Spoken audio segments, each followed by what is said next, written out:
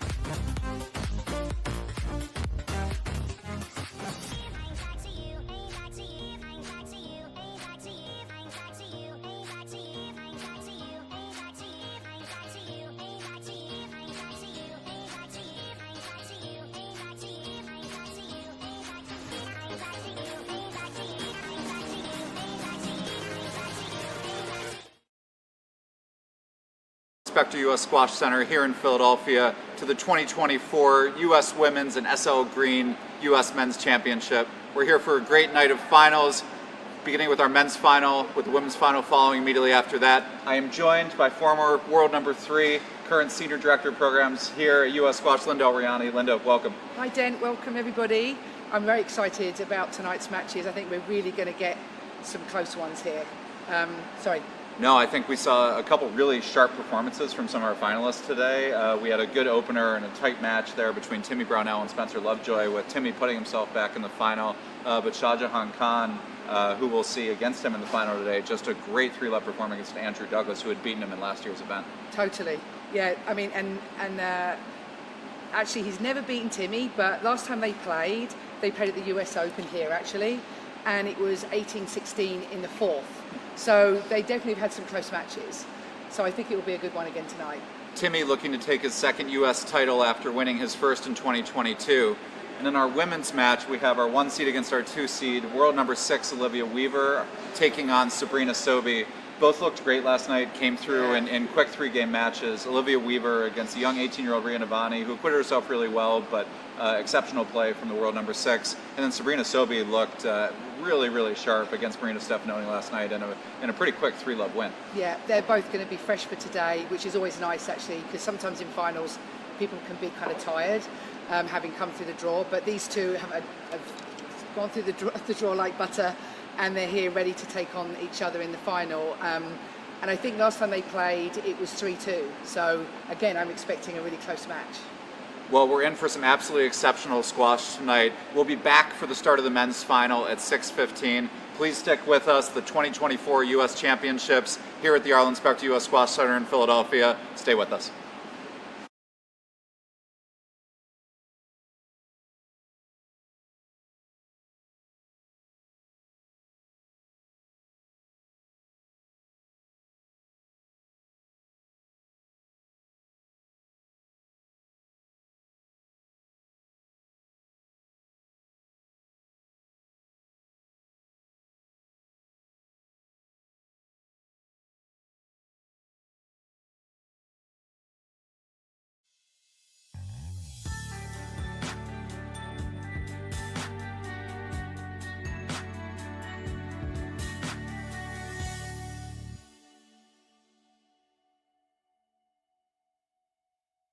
If you've considered hip replacement surgery but have concerns about taking the next step, let us ease your mind.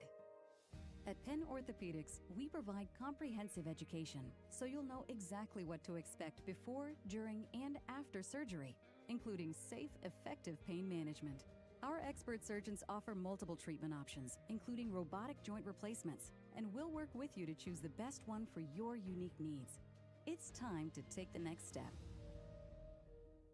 If you've considered knee replacement surgery but have concerns about taking the next step, let us ease your mind. At Penn Orthopedics, we provide comprehensive education so you'll know exactly what to expect before, during, and after surgery, including safe, effective pain management. Our expert surgeons offer multiple treatment options, including robotic joint replacements, and we'll work with you to choose the best one for your unique needs. It's time to take the next step.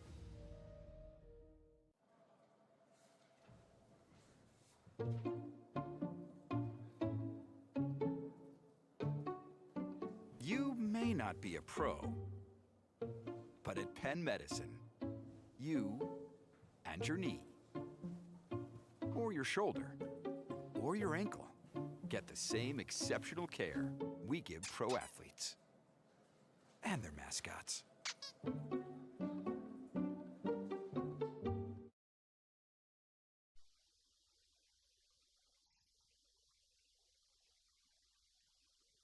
Championships, joined by U.S. team member, U.S. star, local, now Philadelphian, Spencer Lovejoy. Spencer, thanks for joining us. Yeah, thanks for having me on, Dent. Yeah, excited to be here tonight and watch some good matches. We wish we were seeing you out there tonight. We know you had a tough semi last night against your friend Timmy.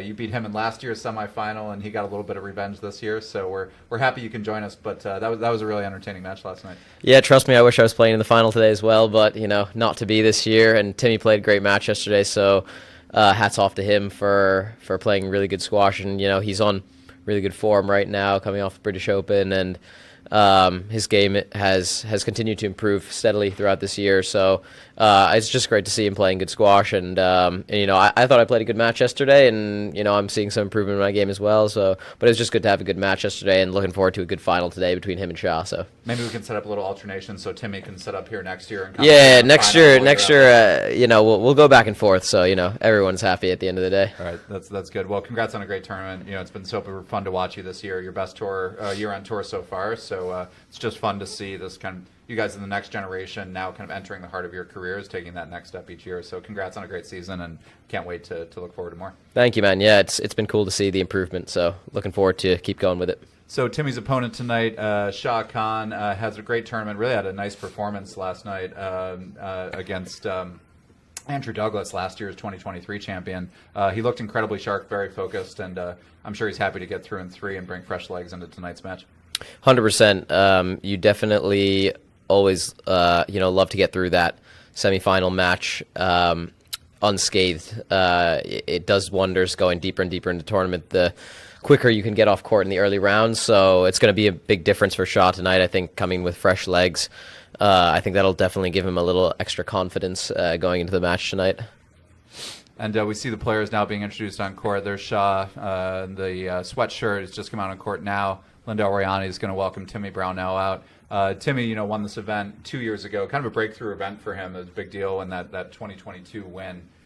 So we are excited to see him try and repeat that tonight. And Shah, has been close and had some good runs in this event, but never won the U.S. Championship before. So I think both these guys have been incredibly motivated, obviously, to go out there and put in a good straight performance. Out of the court there off the first shot. Let's go. Always a good sign. It's a good way to laugh and release the nerves. Just fire the ball back at the crowd, Yeah, no, but I think I anticipate a good match tonight between these two.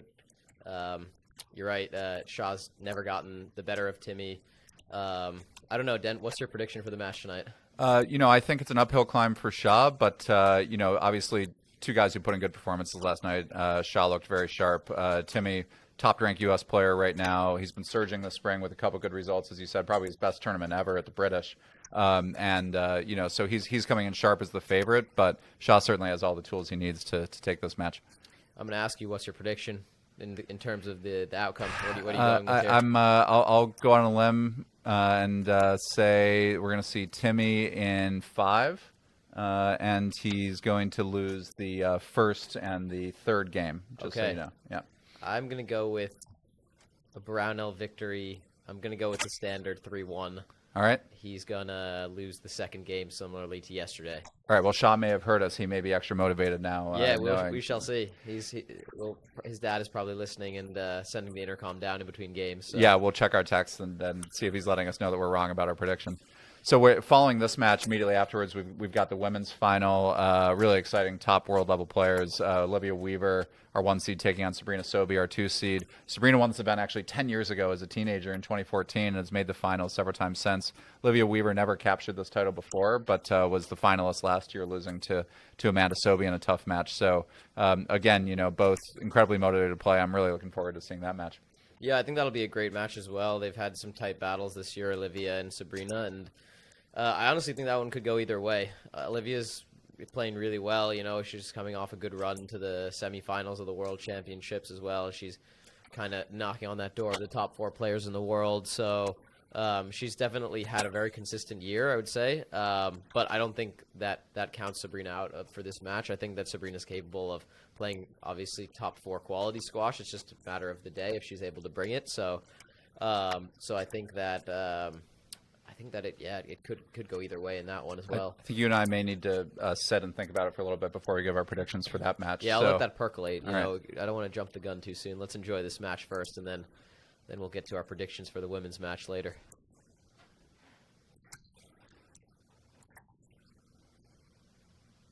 Yeah, Shah Jahan was a regular in our training group here at the Spectre Center for the last year or so, but he's actually recently moved back to San Francisco to change things up a little bit in his training routine.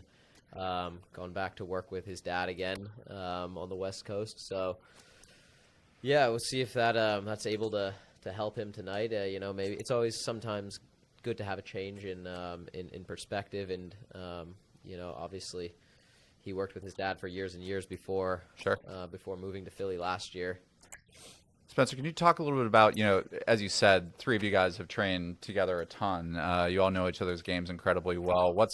How is it different? Not only obviously the pressure of a U.S. championship, but going out and playing a player who you know their game in and out. So do you aim to just stick to your pretty standard game plan and basically play your style as well as you can, or do you look to try and throw a couple variations they may not be expecting based on what they know about you? To be honest, I think mostly it's about sticking to your game plan and controlling the controllables, doing the things that you do really well, trying to play to your strengths. Obviously, playing against players who you're familiar with, you're going to be able to read them a little bit better. You're going to be able to kind of be more used to what they're showing you on court. And that just kind of comes with the territory of playing with a player many times. But I don't think that you want to be going on court and trying to do things per se that you haven't practiced before, or shots that let's say something to throw them off a little bit. I think that you're going to gain more by just trying to do the really simple things well, play to your strengths, do the things that you do every day in practice, and just try to perform as best as you can. It's also nice that these players aren't having to adjust to this court. You travel all over the world playing all these different courts. So a lot of your warm-up sessions, you're constantly just trying to gauge the speed of the court and how you want to play it and whether there's any visual issues you may be thinking about. But the fact that they train on this court all the time means they'll be ready to go. This will feel like home for both of them. Yep, it's one of the hardest parts of playing PSA is trying to adjust to the different atmospheres and different courts. And yeah, thankfully all of us have had plenty of court time on this glass court, and it plays really well as well. So, I think both players will be able to find their rhythm on this court. So, I want to point out to our audience, maybe a good sign for Shah. He spun the racket and had an incredibly good spin, just really well balanced. It was slow and yet stable. So, that tells me he's dialed in with maybe a his quality racket spin. His hands are feeling good tonight, but we'll see. Here's Shah Jahan tipping off. So we're off here, the 2024 SL Green U.S. Men's Championship Final between Timmy Brownell in the green, Shah Jahan Khan in the black shirt. Let's settle in and see what the players have in store for us tonight. Yeah, I think early doors, Timmy is going to be looking to really move the ball around, get Shah out of his rhythm, whereas Shah is going to be looking to try and find that rhythm up and down the walls, use his movement. He's a smooth mover around the court. That's his strength. And he's going to be looking to find those openings in the forehand middle for the kill shot and the drop shot, straight drop. And then, yeah, Timmy's just going to be looking to try and get him out of that rhythm as much as possible, use the angles that he's so good at playing, the boast, changing the heights and widths. So saw Shaw doing a solo session this morning, just really dialing in that shot making, just hitting cross court. Loves a solo session. Loves a cross court Nick session from what I've seen out there. Yeah, no, he'll sit out there for hours and just continually practice his shots over and over again.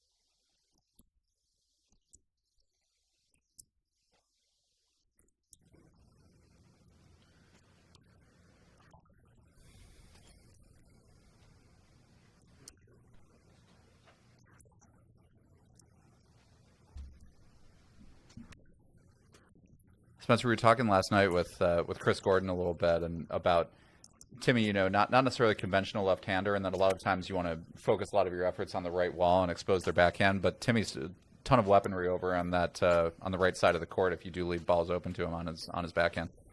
Yeah, no, Timmy's done exceptionally well to develop both wings of his game and really develop all of the different shots on each side. So he's got a wide array of tools to use.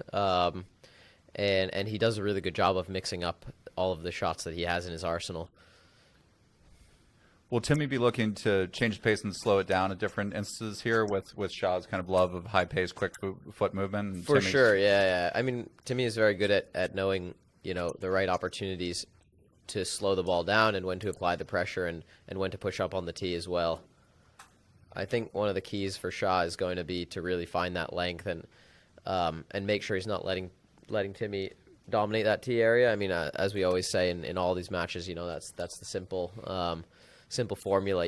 Like if you can control that middle of the court, then you're going to do pretty well. So Shaw's just going to make sure he's got that consistency of hitting in order to kind of keep Timmy from showing all of those different tools that he has.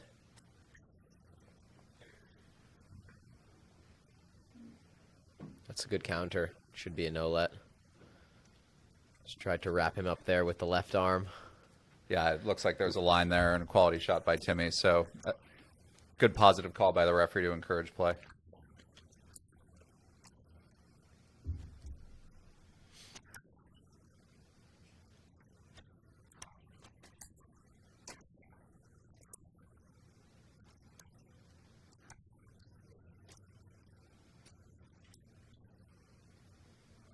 And there's that boast coming in. It's going to be important for Shaw to try and cover that boast as well as best as possible, and just try and diffuse that. That's a good drop there from Shaw. Very sharp. If you can get on that early, I like him taking that in because Timmy's so long that you don't want to leave the ball on his volley if you try and sneak it past him with a loose cross court or anything off that boast. So you want to either, I think, lift it over him and make sure it gets through or be willing to attack in the front if he's on it early enough. Yeah, no, I think that shot, I mean, he's definitely got the quickness to the front, and if he can take that ball as early as possible, it's definitely to his advantage. Spencer, does the feeling, compared to a regular PSA event and traveling around the world, how does playing in a U.S. championship differ as far as, the pressure and nerves and different, just what you're feeling going into a match? It's 100% a different event to the PSA events we play. I mean, firstly, it's in our back door, like our backyard, so it feels like almost like a normal day for us. Like I was telling someone the other day, it's like I just kind of wake up, I get to like go down to my kitchen, make breakfast, I bike over here like I do every day. So it feels way more normal than to playing like a PSA tournament where sometimes it's really easy to like get out of your rhythm almost, and kind of, there's a lot of unfamiliar stimuli around, and you're in a hotel, and you can't cook for yourself. You got to go out to eat every meal, and maybe you're not around your friends, and so I think that helps us all perform really well at this event, is just because we're way more in our comfort zone almost. What do you make yourself for breakfast today, Spence? I actually almost have the same thing for breakfast every single morning, which is 2 pieces of toast with avocado and 3 eggs and Greek yogurt with granola. I like it was going gentle for a while, and then you dropped 3 eggs in there. Oh, 3 eggs. Gotta keep the protein for the training. Of course, yeah. Shout out to Bridget, always preaching high protein diet. All right, well, for all of you listening out there, you want to play squash like Spencer, the 3 eggs, avocado, and toast. Way to go. At least 30 to 40 grams of protein in there for your breakfast, so you're on your way for the day. All right, well, that's a nice little hold by Shah there. He's creating a little bit of space for himself in the middle of the first game. It's been, kind of a steady start. Both players still trying to feel each other out, find the rhythm a little bit here. Yeah, I think Shah's had a good start here, honestly. He's been pretty sharp. No errors, really. Honestly, no errors from either player, really. So I think they both had a good start. There's been some really good rallies, and they're both moving each other around the court nicely. So it's been good to watch so far.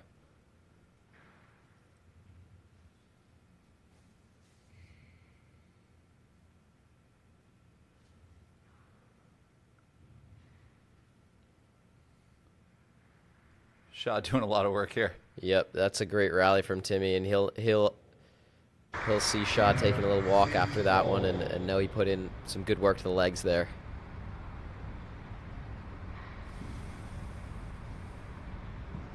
It's really a terrible feeling being on the end of those really, really long rallies, where you kind of know your opponent was working you around the court like that. Yeah, and if you can't find a way to get out of that rhythm. Yeah, it can be very difficult.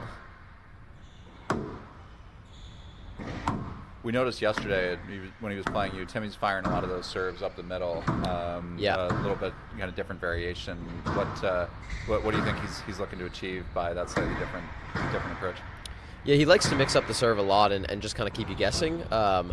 It's clever because it doesn't ever really let you settle into the rhythm again, and especially for players who like to shoot off the serve. That's a great shot. Well constructed rally there. But yeah, against players who like to shoot off the serve, it's just keeps them guessing and doesn't give away any free points, because generally if the body serve is coming, you can kind of only really block it back or take it off the back wall. So.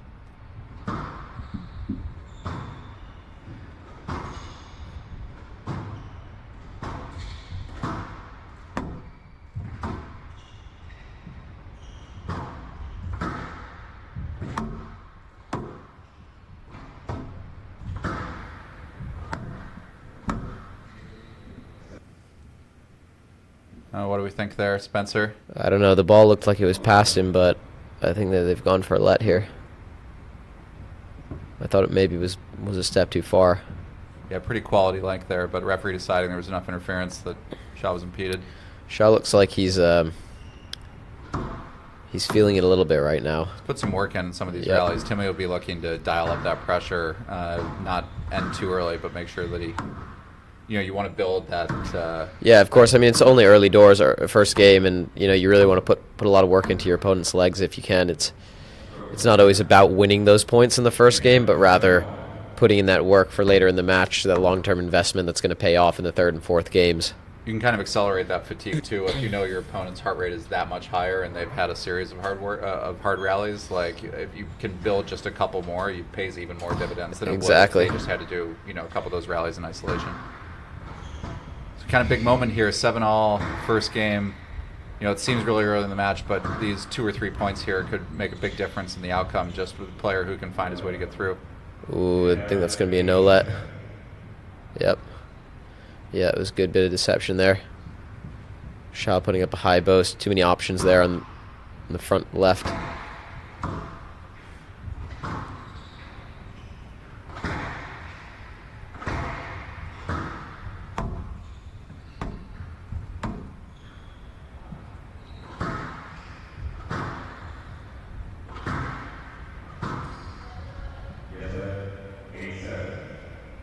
Another let there, just a bit of traffic through the back left corner.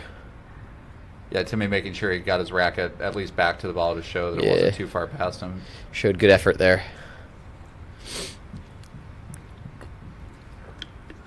I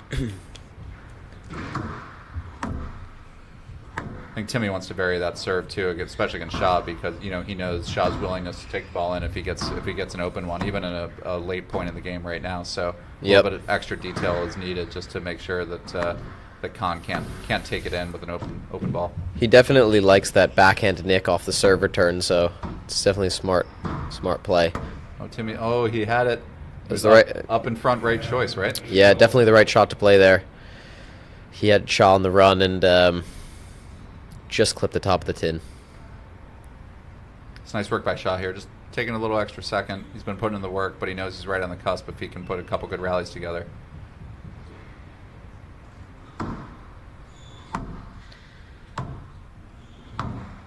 Ooh, and there's another backhand error. The 2 backhand drops in the tin. Timmy won't be happy with that.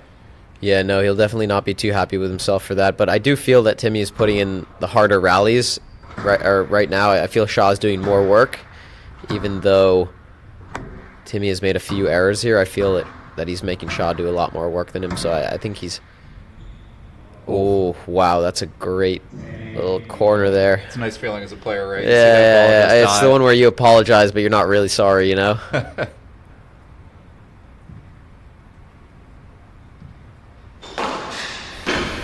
I almost used to like the guys that would just shrug when that happened. Like, they're not sorry, so they just take ownership. I agree. It's almost like adding insult to injury when they apologize to you for one of those. But Shaw's done really well to... Shaw's done really well to fight through the tough periods of that game. I thought there were some rallies that he was doing a lot of work at. Towards the latter stage of the game, he really hunkered down and stayed solid. Yeah, it's a great capture with the making a run at the end there, taking the last 3 or 4 points of that game. Shah Khan here in the men's final, the SL Green 24 U.S. Squash Championships. First game to Shah Khan over 2022 champion Timmy Brownell. As Shah looks to come here, capture his first U.S. title.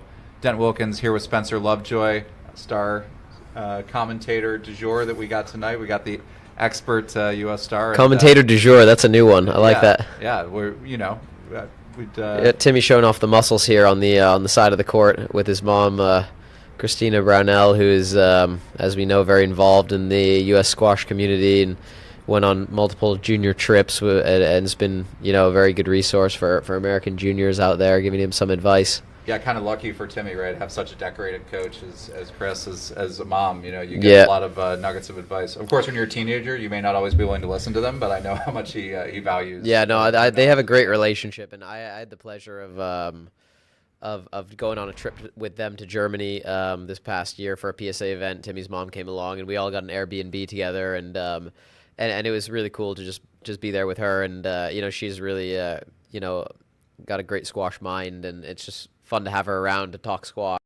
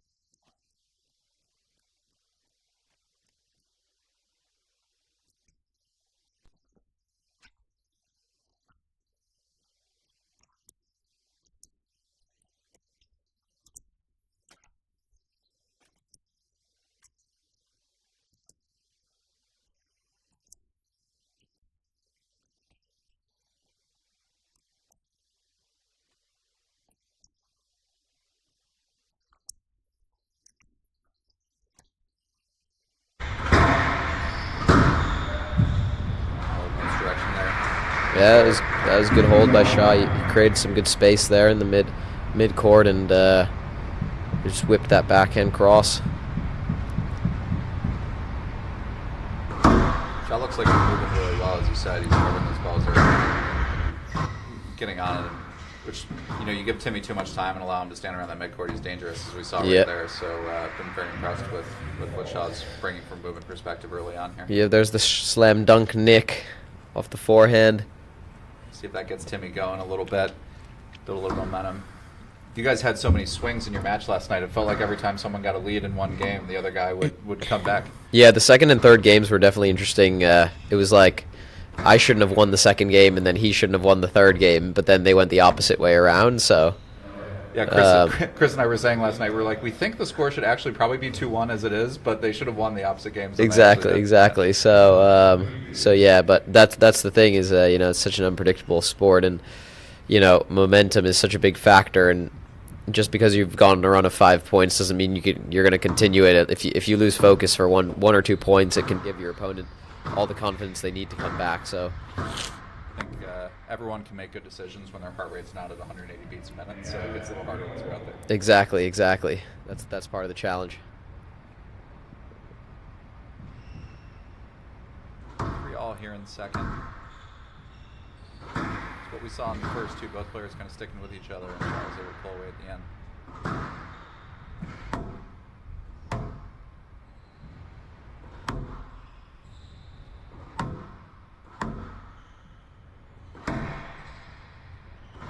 Yeah, it definitely looks like Shaw's up for it today. I'll say he looks tough out there, and he looks like he's not going to give in easy here. So Timmy is going to have to continue being a bit more consistent and be a bit more patient in these rallies.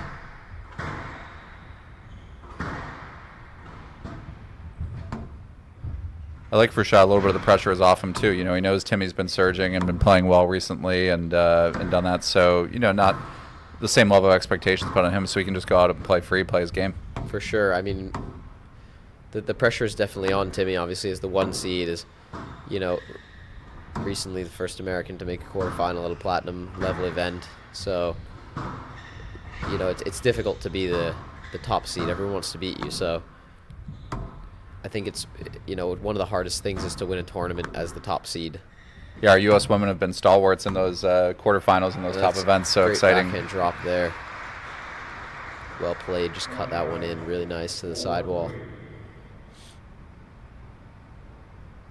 Yeah, our women's team has been stalwarts in the top of the world in the quarterfinals of those events. So seeing Timmy as a U.S. man up there is a big deal. And I think with the level of training that's going on, we're going to see more and more of that from you guys over the coming years here. 100%. I mean, it's great to see the men making those moves that the women have been doing for years now, and yeah, I mean, it's great to just see more men's players in that top 100, and then slowly making it towards the top 50, incrementally getting better and better each year. And I think that over the next few years, you're going to see more and more men's players coming through the juniors and joining that top 50 in the world. So. Yeah, Timmy just cracking the top 20 the top 30 for the first time, 30, which is rarefied air for the U.S. men. Julian Illingworth did, and recently Shaw had a couple years ago. So in recent years, those are the guys. So exciting to see that, and I think he'll carry the momentum into next season as well. And obviously Shaw looking to push his way back up the ranks. Getting up in the 60s now, and surging a little bit higher over the coming year, I believe. So it's been fun to see, and great to get a chance to watch him here. We will watch a bunch of you guys at the U.S. Open here at the Spectre Center in the fall in October, and hope that people will turn out for that. It's always fun to have these events on home soil. Oh yeah, the U.S. Open is one of the best events of the year. Again, we get to play on our home turf, so always enjoy the home crowd there. And Timmy's built a good lead here in the second game, up by 4 points now. Yeah, he's finding that with Shaw. You see him reaching for that volley, maybe not wanting to put in that little bit of extra work, and maybe Timmy's receiving some of those dividends from the work that he put into Shaw's legs in the first game. Yep, I think that maybe Shaw's just dropping back a little bit here, and maybe not have quite as much sting as he had in that first game. Yeah, it's a great shot. Now Timmy's the one doing the work. It's a nice rally from Shaw here. Uh-oh. A little corkscrew there. Yeah, one for the Philly doubles fans, you know, send a little corkscrew Always. up. Timmy's a hardball doubles player himself, so good work in the front court here by both players. Cat and mouse stuff. There we go. That's a great tough straight rally. ball there. And yeah, you can tell that that was a big rally for Timmy. He gives a fist pump to the crowd. I think Timmy looks a little bit too smiley when he has his fist bump. I think we got to work on a little ferocious face there. He's a little bit too we need to work on the fierceness. Yeah, you may need to do some maybe some media training would be good. Nice drop there. We were at 3-all in this game, so Timmy rattling off a long series of points here. Really good performance for him to make a run here at evening the match.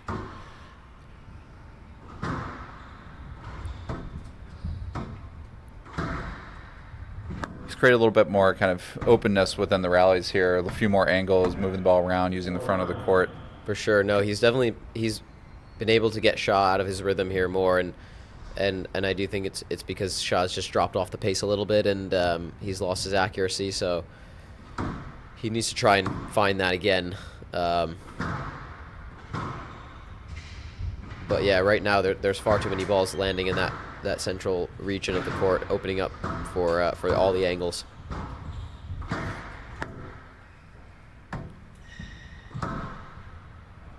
A nice close there.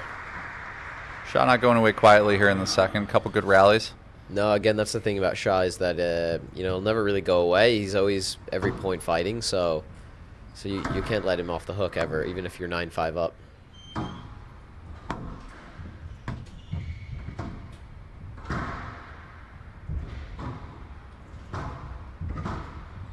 So some good work here again. Oof. Oh, What a reach.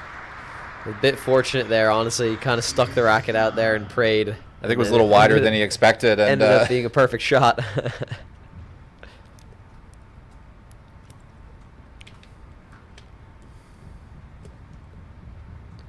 It's not all the way back yet, but Timmy's got to be careful here and not open the door to Shaw. If you feel Yep. like you're a couple points away from 1-all and suddenly your opponent can sniff too low, you got to be careful here.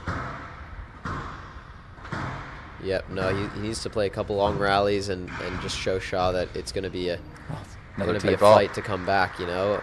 I mean, at least personally, I always feel that when your opponent starts to come back, I always try and make that next rally even longer than the last one, just to show your opponent, okay, if you want to come back for 4 or 5 points, it's going to be a long time for you to come back here.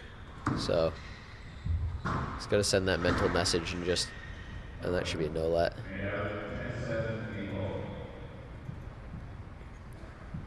You see Shaw with the nod after the call, agreeing with the referee and denying him the chance. So we have 3 game balls here for Timmy now.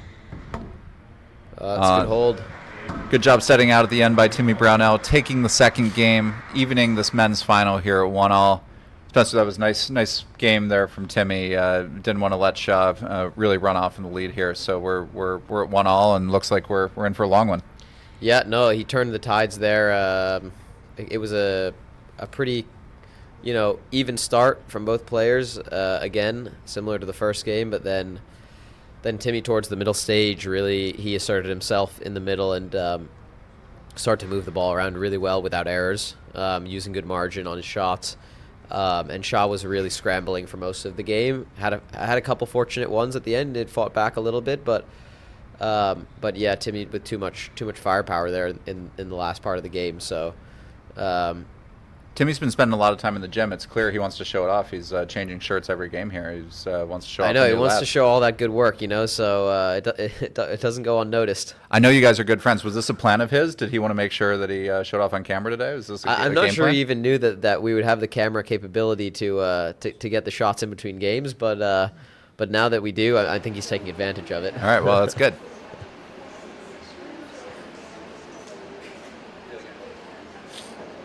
Yeah, no. What do you think he's hearing from Chris here? What would she want to make sure that lasting thought he's taking into his mind going into this important third game?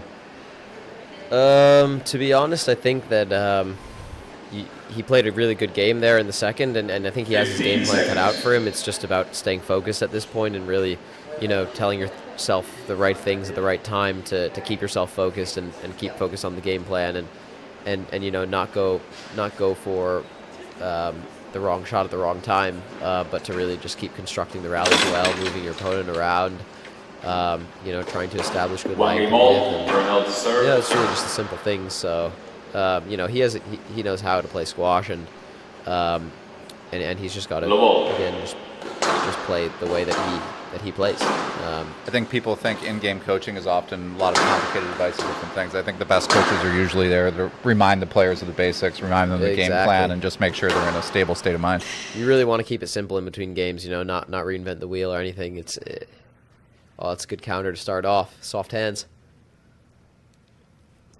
For Shaw, I would say he just needs to go back to that basic hitting and find the lines again. Try and get up the tee a little bit more and be aggressive around the middle, because that's where he's gonna get most of his joy in this match. So he doesn't want to be dropping back too far in the court and going for those flying cross court nicks like that at the wrong time. Yeah, really nice start here from Timmy. Positives, willing to take the ball in an open shot. As you said, is going to need to find ways to get it off Timmy's racket and get him into the backcourt. Better job there. It's a couple of those he's gotten. Shaw is very good around that area in the front when the ball's high up. He really plays a good fading kill shot like that. All the solo practice paying off.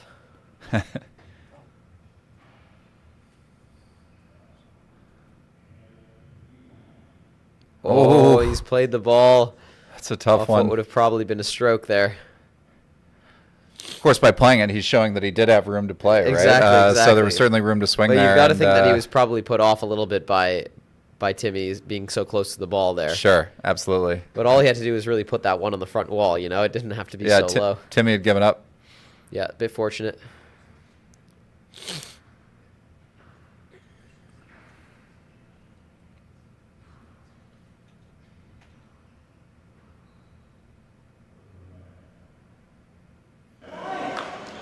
The ball popped up and came back to you.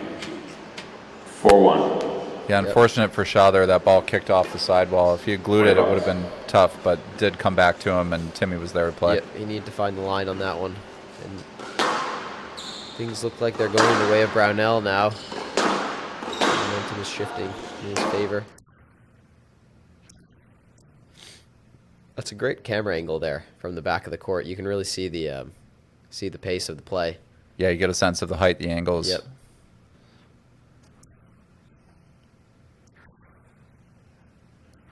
All right, 5-1 here for Timmy. He's created him some daylight in this third game.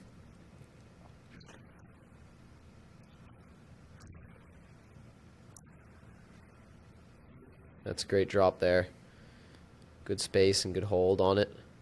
Some kind of classic patterns from Timmy, right? He's willing to lift the ball even from the backcourt and then opened up the front for himself. Able to use that great little soft drop, those gentle hands that he has. He's finding all the angles now, and it's opening up for him. So is Timmy one of those guys you really got to watch out when he finds his rhythm? Like he feels when he gets comfortable and starts floating around and can control the pace. Oh, for sure, yeah. Really brutal to play. No, it really is hard to play against him when he starts to feel that rhythm. It makes the court very, very big for you. That's a nice ball from Shaw. Thought Timmy didn't get that first one, but took care of business on the second. Yep.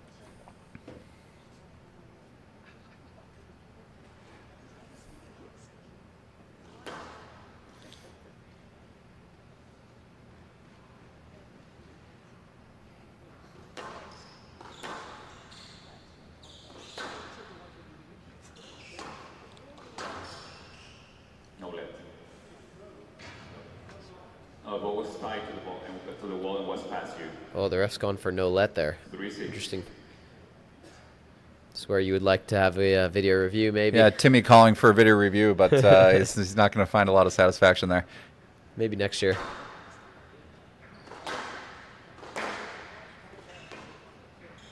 Tough from this angle to see on those let calls too. It's tough to see It is, the yeah. space you got. On the left side of the court, it's tough to see, yeah. Yeah, the referee's got a nice angle to make these calls, make sure the players play along. It's gotten a little chippy here for a second. Both players' length falling in the midcourt a little bit, and that can create movement issues for both sometimes.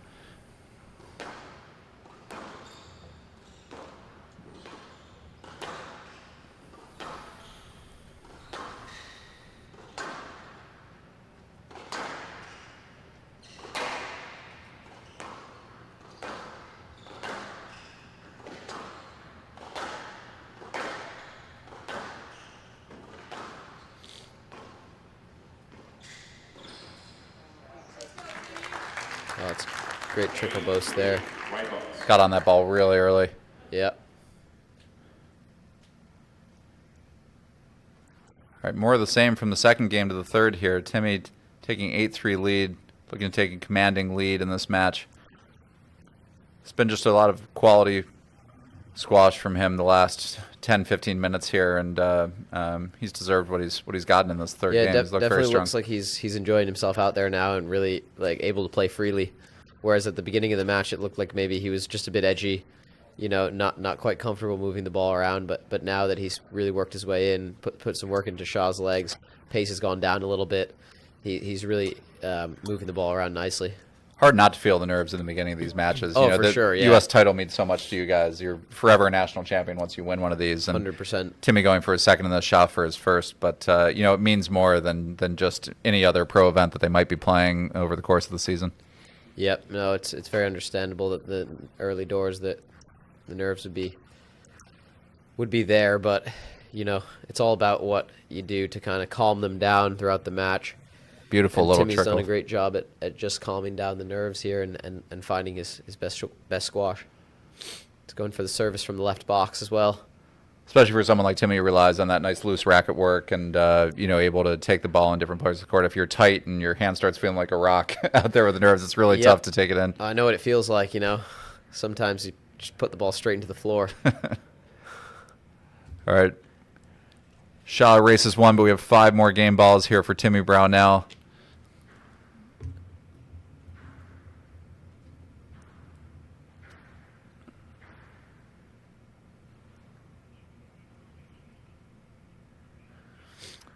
That middle ball, you can't leave that on Shaw's volley there. He's going to bury most of those.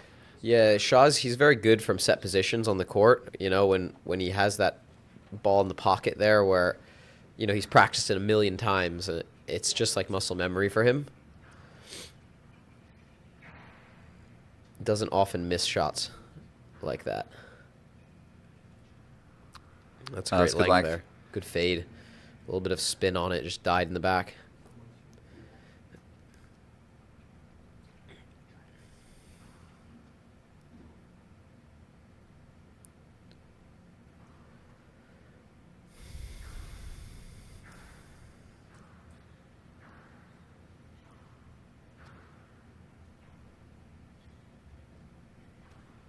It's a great height again from Timmy.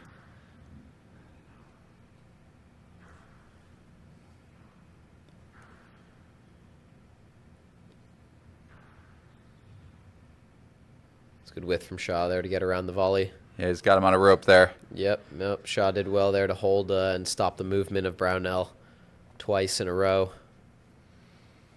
And he's creeping back here, Shaw. It's the thing about Shaw is he just never gives up, you know, and credit to him, he just keeps playing each point as if, you know, it's just 1 point and doesn't really think about the score too much, so. Yeah, Timmy with a little strategic towel off there, wants to reset mentally and make sure he puts together a couple good rallies here at the end, close out this third game. No, smart to take a little bit of time there after a long run. There's a mistake. Only 1 point between them now, and Timmy looking back a little bit frustrated there with that tin. It's a great comeback from Shaw, putting the pressure back on Timmy. Yeah, no, I think he's done well here to just keep plugging away and not give up that game. Because you never know what can happen, so. Oh, and But he squoze him in the back corner there, and Shaw looks furious at that mistake. all that works. So Timmy Brownell, 11-9 in the third game here, taking the last 2 to take a 2-game-to-1 lead, the SL Green U.S. Men's Championship final. one game away here for Timmy. Shaw, we'll go out and focus. Even though they've been close games, that hasn't been an exceptionally long match up until this time, Spencer. So they'll both be able to lay out as much energy as they need in this fourth. Yeah, no, I don't think that. I think the rallies, they've had good rallies, but neither is looking super physically fatigued at this point. So I don't think that fatigue is going to be that much of a factor coming into it yet. So I mean, maybe if we go to a fifth, but yeah, good fight back there from Shaw, and good for Timmy to close that one out after giving up 4 points in a row at the end there.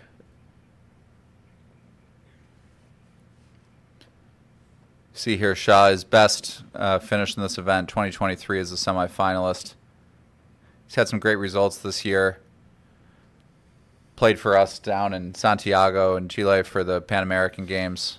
Yeah, I know that meant a lot to him to play for his first national team, I think, in Santiago. Obviously a big honor to play for the Pan American team.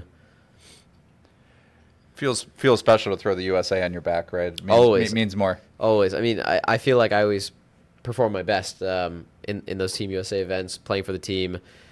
It just means a little bit more, playing for the guys and playing for your country. You always have a little bit of extra push on you in those matches. It's also just fun to be in that team environment again. I think a lot of us are used to that college environment that we played for many years, and it's kind of cool to have a taste of that again. Yeah, 4-year All-American at star at Yale. You played number 1 for that entire time. There we see the SL Green trophy on the right. Yep, looking nice and shiny. Timmy smelling it here up 2-1, but Shaw's going to look to push this match into a 5th game. Yep, we'll see how it goes here in early doors. Shaw's going to have to get off to a good start here in order to stop that momentum again. Maybe try and pick up where he left off in that third game. He had some good momentum towards the end of that third game. As I said, you were a star number 1 all 4 years at Yale, and got Timmy here as a Harvard star. Do you feel comfortable being such good friends with a Harvard squash player? Is that okay for you? In college, I probably would have said no, but we let bygones be bygones, and we put it behind us. Right. It's good to hear. But no, yeah, I mean, it's just a brand at the end of the day. So I think it's funny because when you're in college, you kind of you think low about a lot of the other players on the other teams, and then after you graduate, you kind of realize that they're all good guys, right. And you go and have a beer with them, and you wonder why you ever had any any animosity for them during your college career. Sure. That happened so many times where you'd go to the individuals at the end of the year, and you'd go out for the night out with some guy you had a beefy match with during the year, and then you realize that they're actually a good guy. So, Timmy off to a rocketing start here. 3-love. Shaw not too happy with that call. Yeah, Shaw feeling he got a little bit of a push, but I think Timmy's trying to go through. Those are tough calls when you're at full speed and both players moving around. So certainly have a lot of respect for the referees. Tough job they have to do out there when there's so many variables and calls that you have to make on the squash court.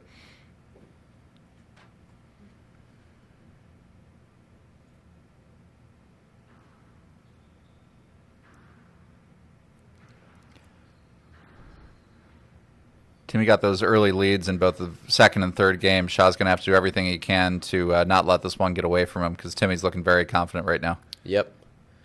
No, it's gonna take a lot of mental strength here for Shaw to turn this one around. He's gonna have to lock down the defenses and try and play positively as well.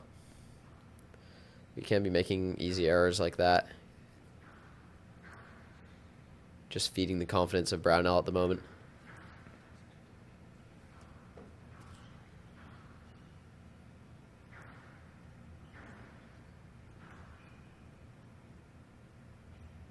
Yeah, Timmy looking calm. It really kind of up forward to that tee position.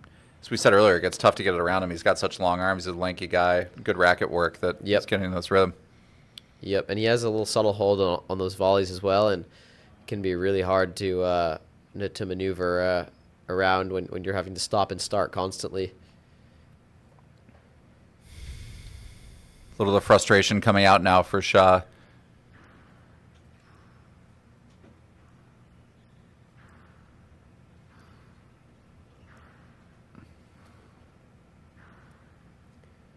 Yeah, this is not the start that Shaw was looking for in the fourth game here.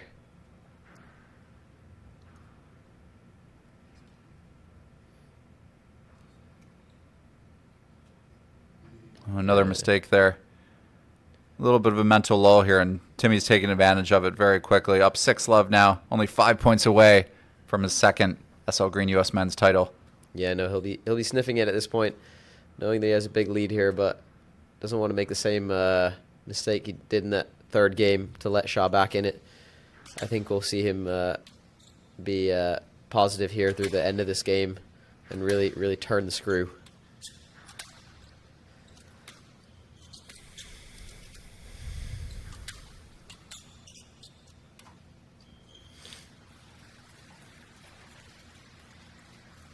Here's the ball you talked about earlier. You give Shaw the time and allow him to stand at the tee. You can just Yeah, bury exactly. those over and over. He's so good in those set positions, so you got to keep him moving, really. Keep him on the move, and he won't be as dangerous. But yeah, from those set positions, he's really good. Very accurate.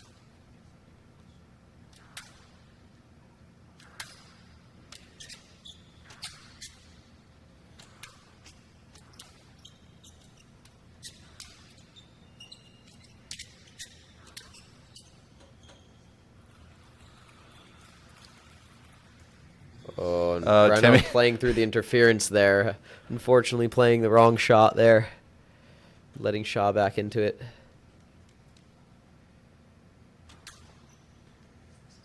Yeah, he opted for the loose high drop shot, which is generally not a good shot selection if you can avoid it. I don't know. I usually practice that one in all my solos, the loose high one.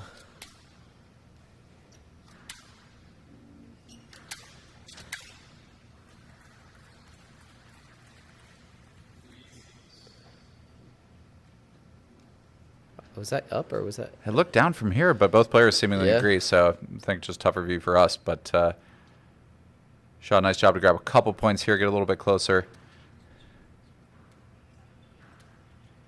Yeah, he's come back into shooting distance here within 3 points after being down 6-love.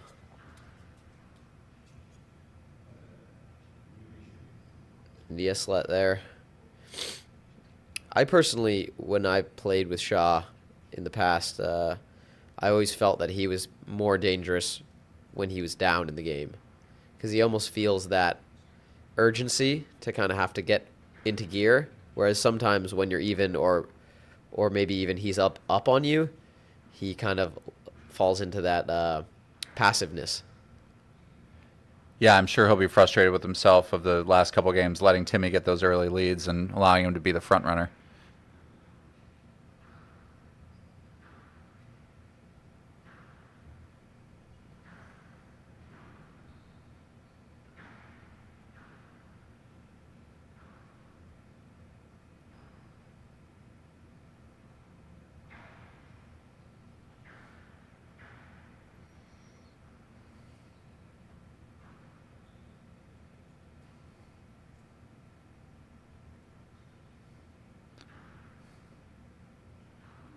It's a lengthy rally here.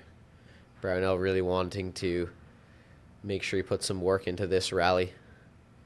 Stop the momentum.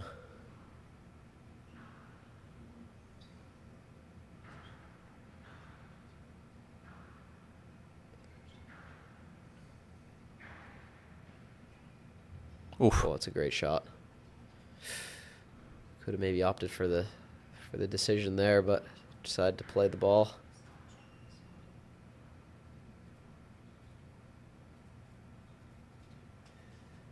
A little bit of a funky bounce there in the back. It's a tough rally here. Yep, Shaw throwing everything at him. And Brownell just kind of diffusing the pressure here. Oof. And he Spoke puts too it soon there, Spencer. into the floor. That looked like one of mine, Dent. Or maybe one of yours, I don't know. That's that drop you've been soloing on.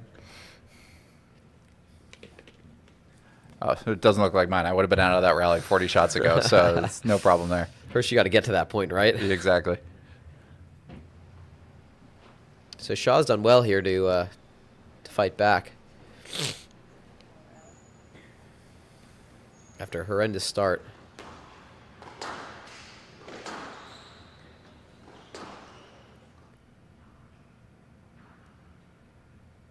Only 2 points away here. Oh, and just clipping the top of the tin. That was an important one.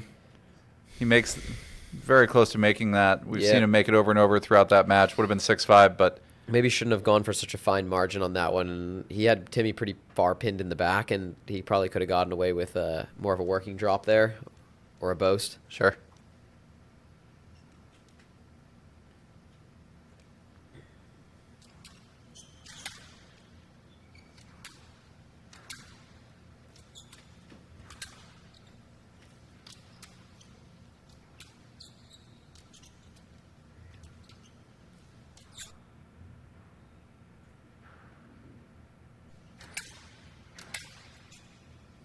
Oh. Yes, slit.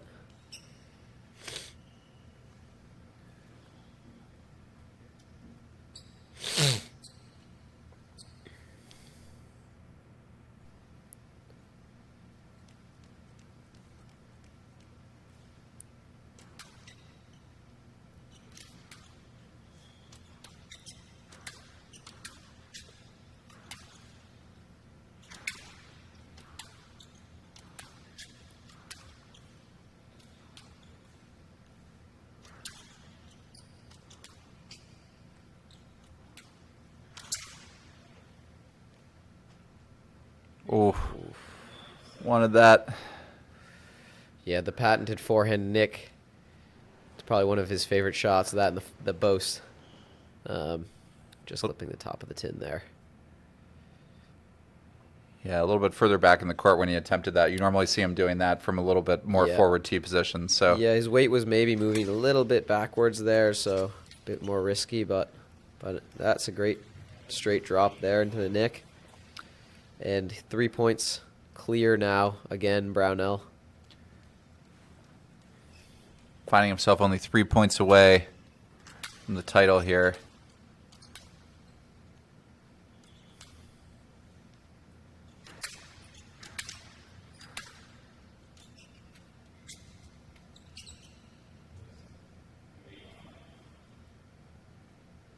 It looks like we're going for the let there. Yeah, it's funny. Shaw's, he can be a little bit slow to clear in that front corner sometimes, and it just causes a little bit of interference. So I think that's what Timmy was feeling there.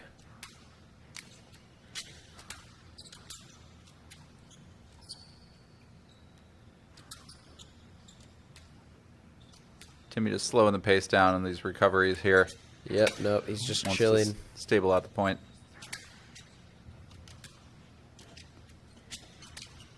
Testing both here from Timmy. Great pressure. Yeah, it's good pressure, and that's got to be a stroke there. Yeah, it's good ball movement there, and good reading across the middle.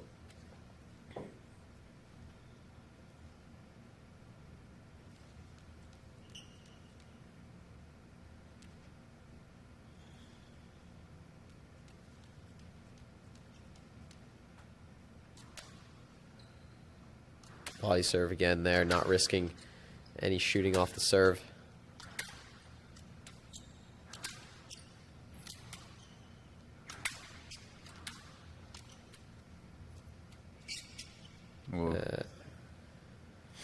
That's a sloppy counter drop. Should be a stroke, to be honest. Yeah, I don't think there's any way through there. There's no line. So I don't agree with that call. Yeah, I agree. Pretty loose ball there, and I think Timmy's on it.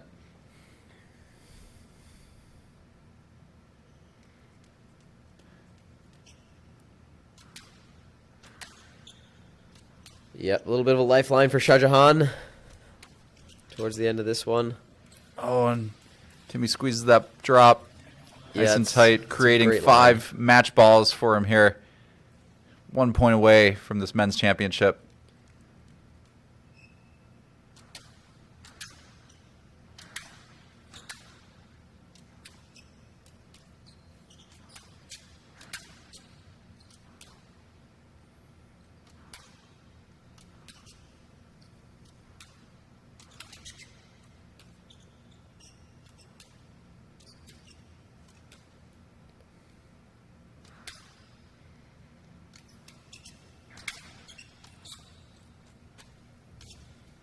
that's a great shot.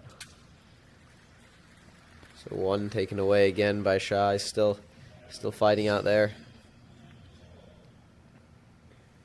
Yeah, it's tough sledding again, right? He's having to play catch up for the third game in a row here, so Yep. he's going to have to dig deep to find it here.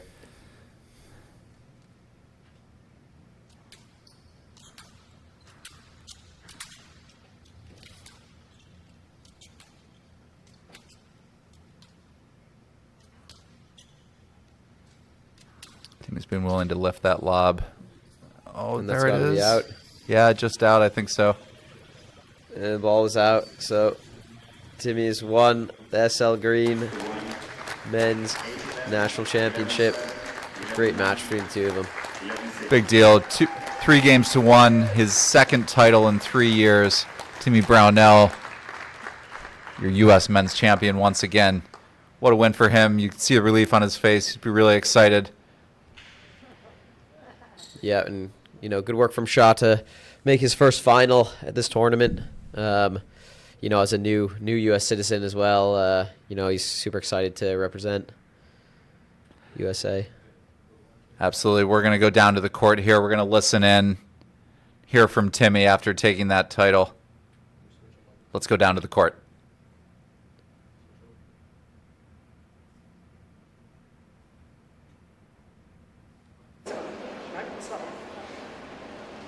I think we need to give one more round of applause to Shah Khan for such a wonderful match.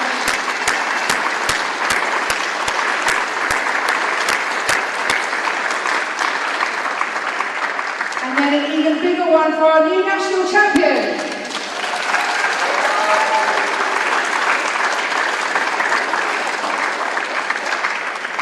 Well done, huge congratulations, you played awesome. Parts of that match were impeccable. And obviously you couldn't give up even an inch as he was coming back. How are you feeling? Yeah, I mean, you're exactly right. There's a lot to talk about strategy-wise, but right now I just feel, just really, really excited for all the people that have been behind me. There's been so many losses in tough moments behind the scenes. No one really, sees that. Everyone sees the highs, and there's just so many people to thank. But my family who's here right now, Mom, Dad, Becky, Jesse, Lola, Sarah, Bridget, Benny, everybody that's been there for me. When I came here 3 years ago, I'll never forget it. Director of National Teams Adam Hamel said, we're going to get some real athletes in here soon, Bridget, don't worry. They had nothing to work with, they didn't give up on me, so I'm never going to give up on them. I'm going to keep going. I'm still hungry, it's going to get so much better, and I can't wait to do it. Well, would you say that you've had the best season of your career so far? I mean, I hope so. I hope next year's even better. So I'm looking forward to getting back to work, getting better. I don't want to stop here, but big thank you to everybody for being there for me. So is this the last tournament of the season, or do you have something else coming up? I mean, we have NSL finals next weekend, but yeah, right now just looking forward to a shower. Yeah. Well, huge congratulations, and we'll have the trophy ceremony after the women's final. Yeah, thanks.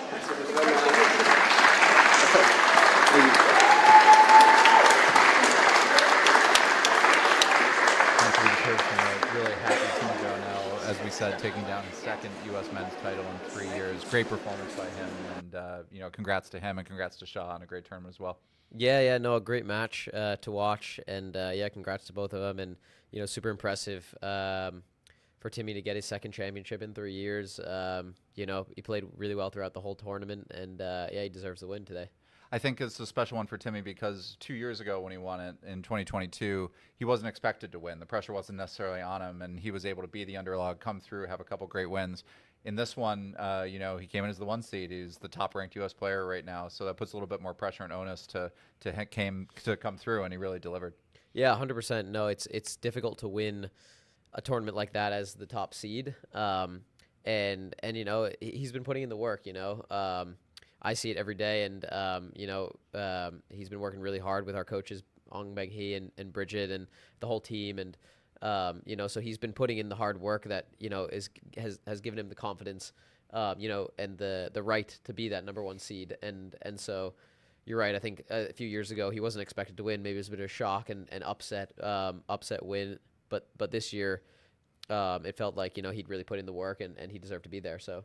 Use that word confidence. I think you can feel that with Timmy right now, where all of that hard work that you mentioned that he's put in, it makes you feel like you can just stay out there and you belong, and you're no longer like thinking, oh, can I do it? Can I do it? He knows that he can put in the time. He can put that in over the course of a long match and a hard match, and adjust as the variables change. So that confidence that just builds, as he enters now the middle of his career is really important. You could see it was palpable out there today. Exactly. The more work you put in, the more results you get, the more confidence you get, the more belief you have each match, and the more that these matches just feel normal to you. It just feels like it's just another day in the office, and you're just out there playing squash, and your goal is just to play as well as you can and play the way that you do in practice every day. And so he's getting in the mix with the best players in the world, and the more you do that, the more confidence you have each match that you belong with those top 20 players in the world, and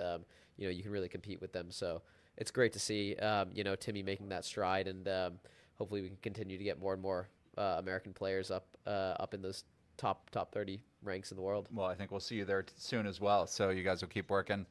That's our first final. We have our second final of the night coming up in a second. That's Olivia Weaver taking on Sabrina Sobey. Really excited for this women's final. Two of the world's best players and two women who are really experienced in this tournament. So it's going to be some really exceptional play, I think. And we're hoping that everyone in the audience will stick around. Spencer, what are you expecting to see in this women's final? Oh, I expect a great match here again. They had an amazing match in the World Championships and the British Open recently. So I think I anticipate a very, very close contest tonight between the two, and a good match. Great. These are Women's US Championship final. Linda Ariani, former world number 3, current U.S. Squash Senior Program Director, out there to introduce our women's final.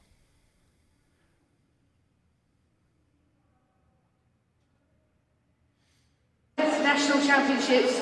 She was the champion in 2014. Please welcome on court Sabrina Sobey.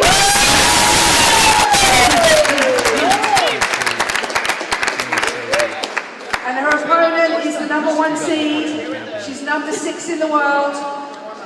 This is her 6th nationals. She reached the final last year. She recently made the World Open semi-finals and the British Open quarterfinals. Please welcome on court Olivia Weaver. Pretty amazing, right? And yeah. Here we have Olivia Weaver, our #1 seed, number 6 in the world, made it up to number 4 just a couple weeks ago. Really had the best season of her career for sure. So we're going to get treated to two of the best players in the world today. And I think that neither of them have won the nationals yet.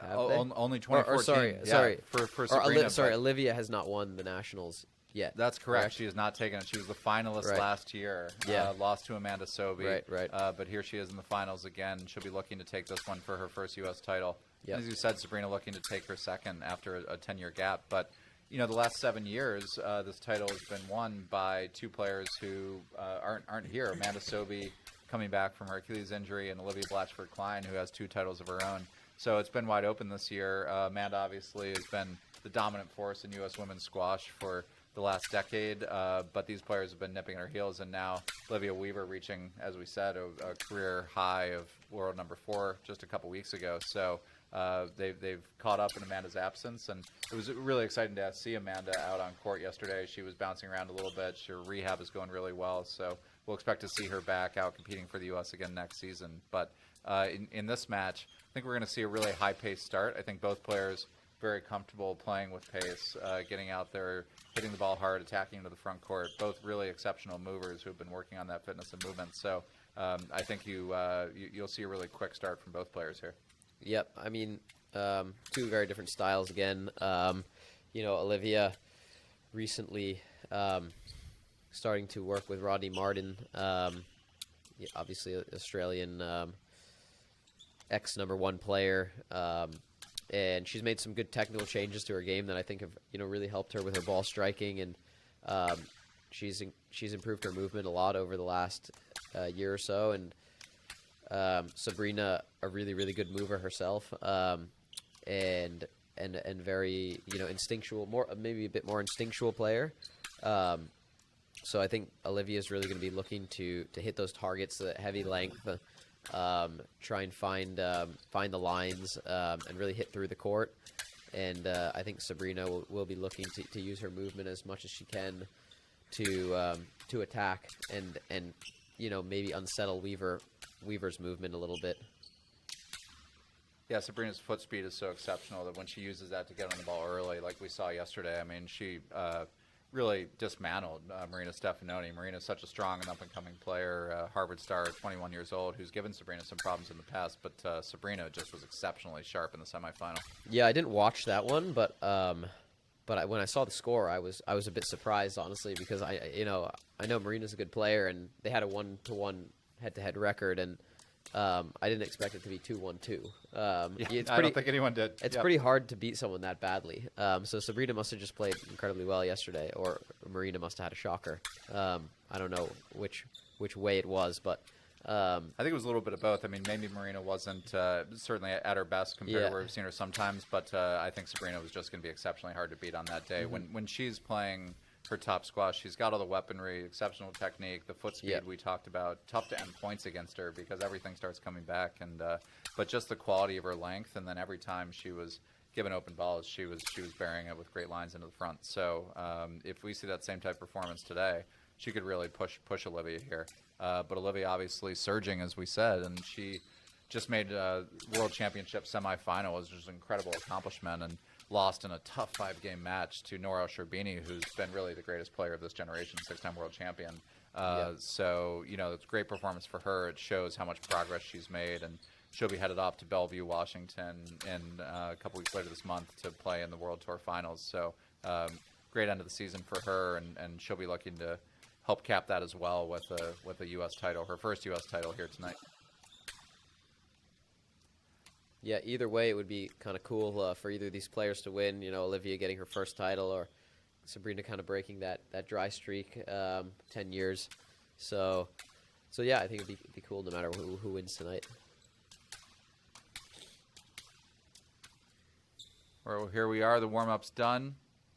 Just a minute here, we'll get started with our 2024 U.S. Women's Championship Final. I think we're in for a really good one. Dent Wilkins here at the Arlen Specter U.S. Squash Center in Philadelphia with Spencer Lovejoy, Team USA star, here to lend his expertise and analysis to the match. Spencer, we made our predictions for the men, and I feel the need to point out that you called a 4-game win for Timmy Brownell, which happened. So, I guess I'm 1-0, Dent. So we'll see if you can turn the tables in this one. Maybe tie up the score here. Yeah, strong start for you. So what you made me go first last time. What are you seeing? I'm going to put you on the spot here. I'll take the first go this time. I'm going to go with a Weaver win in 4 games, similarly to the last match that they had. All right. Well, I feel I can't choose the same result because then I'm guaranteed to lose tonight in the prediction game to you. So I'm gonna call for the upset. I'm gonna call for a Sabrina Sobey coming through in 5. All right, I like that. So we have. I gotta try a little something here. bold. Yeah. I love Olivia's form, and I think she would definitely be the favorite tonight. But Sabrina was special last night in the semis, so we'll see if she can continue that form into this evening. All right, here we go, Spencer. First point, 2024 U.S. Women's Final. Thanks for being with us here.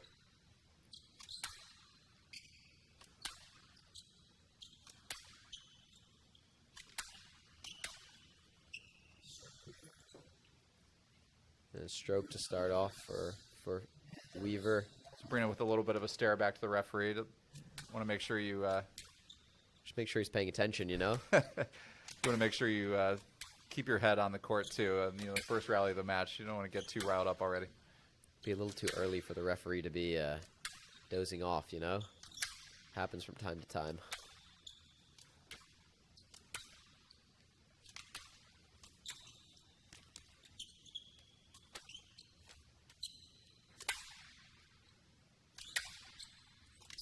Sabrina having to put in some work this rally already.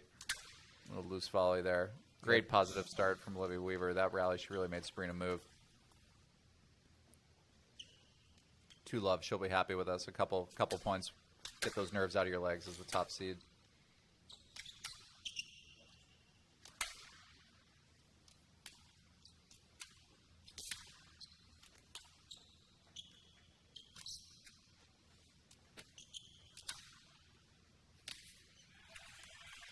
Nice link there from Sobi. Yeah, I think Sabrina's gotta have to try and get on that ball early, and try and push the pace on Victor because, or sorry, Weaver. So used to calling her Victor, but she's Weaver now.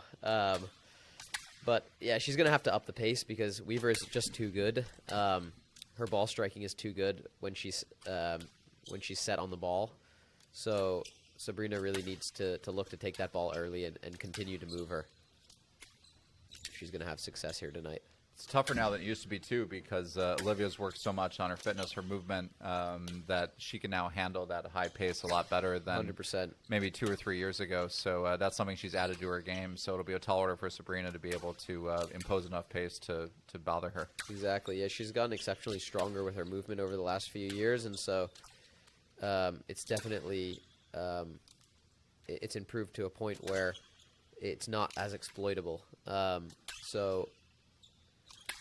to cut you off. Ever since she was a young girl growing up here in Philadelphia, you could see just the quality of her ball striking. She was able to, control the court really early, and Sabrina as well. You could see the talent early growing up in Seacliff, New York, and so both these players, the talent was very obvious. Sabrina, obviously, she spent a lot of summers in Egypt training with her dad, and so she had a lot of exposure to different styles of squash over the years.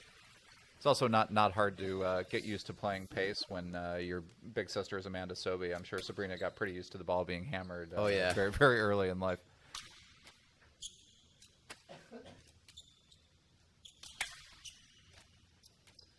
And Weaver off to a good start here. Good little misdirection. Good hold. Sabrina steadying the ship. 2-3.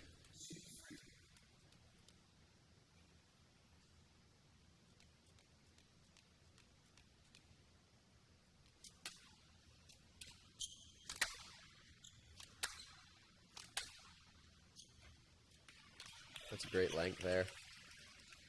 Hit through the ball nicely there. I know you didn't get a chance to watch her semi last night. That's the type of length she was just hitting relentlessly last night, just with pace, but also super high quality and nice lines, and able to make it die in the back corners, but not giving her opponent a chance to take it.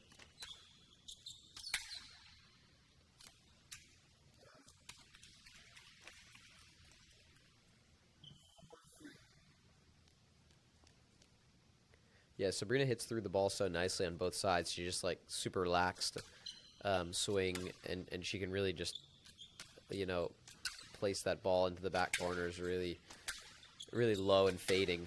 Yeah, she's really great to watch, for juniors watching. I really love her technique, the way she strikes the ball, the way she moves around the court. Very balanced mover.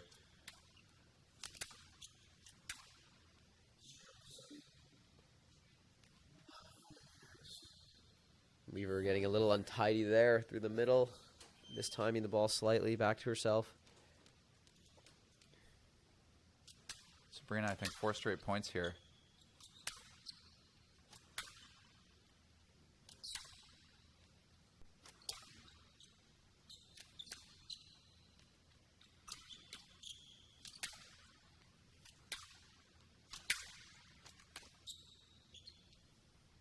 I think there's room to play there. May have given a no-let there, the ref. No-let may be a little harsh. I thought there was room. Slightly harsh, yeah. Referee looking to encourage play. Sabrina will feel a little hard done by that, but I do think there was room to play, so I'm okay with the stroke not being given. By that one as well.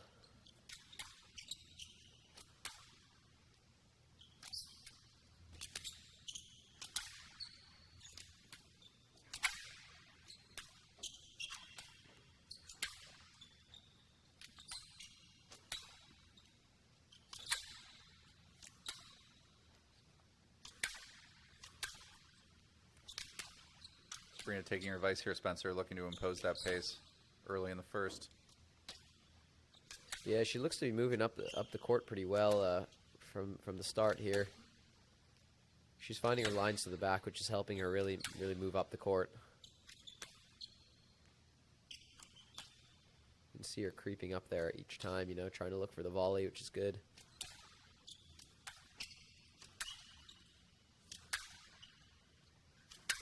Sometimes it can be hard to find your lines on this glass court from the beginning of the match. It's just it's a very unforgiving court, and you know, if you hit the wrong line, the ball just pops right out into the middle. So it's one of those things where, you know, if you don't hit it from the start, then it sometimes can be tough to find your rhythm. I think glass courts can really reward good play when you're hitting quality length, when you're attacking to the front. The court can really soak up the ball, but it will also punish you if you're not hitting the quality of shot that you're looking for.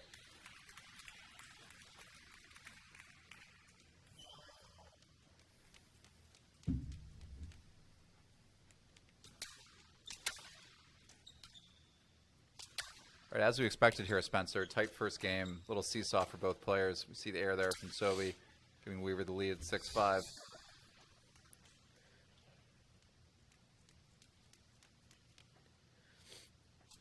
You can see Weaver giving the head nod there. It's the Olivia Weaver head nod.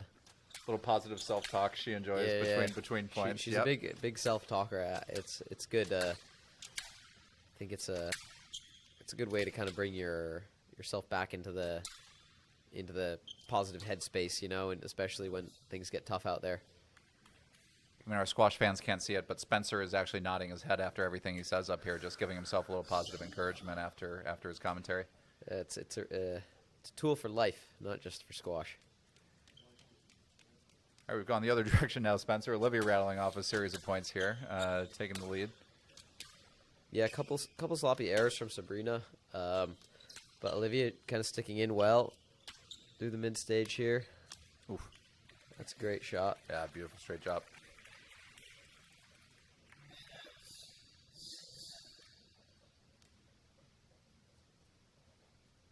Yeah, Sabrina coming off an injury earlier this year. She had a foot injury that kind of kept her out for 6 weeks or so during the early spring. But now it seems like she's back to playing some really good squash again, so it's good to see. Yeah, it can be tough sometimes after those injuries to find your confidence again and just trust your movement and get back in rhythm that you were. Yeah, she was booted up, walking around for a while. Never fun putting on one of those Velcro boots every day. No. Hobbling around. Even though she has been pushing the pace, you've seen Sabrina willing to lift the ball off that left wall. There's a great example there, just gluing it to the sidewall. Olivia not able to scrape it off. I like that change of pace because she can obviously add it so much, so when you're able to create that variation, it just keeps your opponent's movement rhythms a little bit out of sync. Oh, for sure. For sure. See that again, just sliding that ball down that left wall.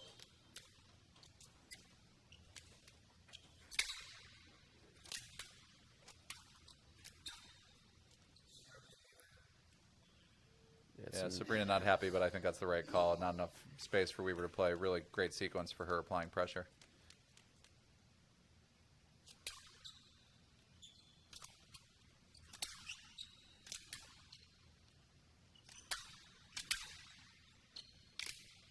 Good misdirection there through the middle.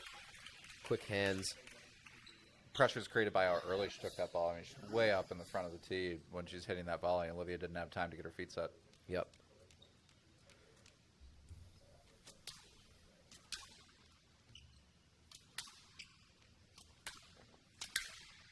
Oh, unfortunate. Got the tin there. She had the open volley. Yeah, maybe just tried to overhit that one a little bit. Maybe didn't need to put so much pace on it. Just trying to block it into the space. I like Sabrina's mentality. Sometimes you see her laugh at herself after a bad mistake. You know, sometimes you just got to take it and move on. But I like the way she approaches that sometimes and just get stuck in on the next point. Yeah, locked in at 9-all here in the first game, so. Oof.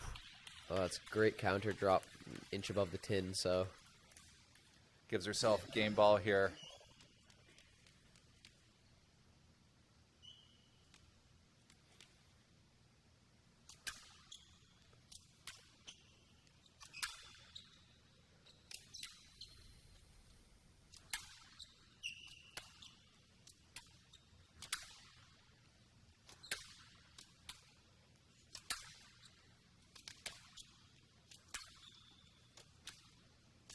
Nice pressure from Weaver here. keeping Sabrina behind her.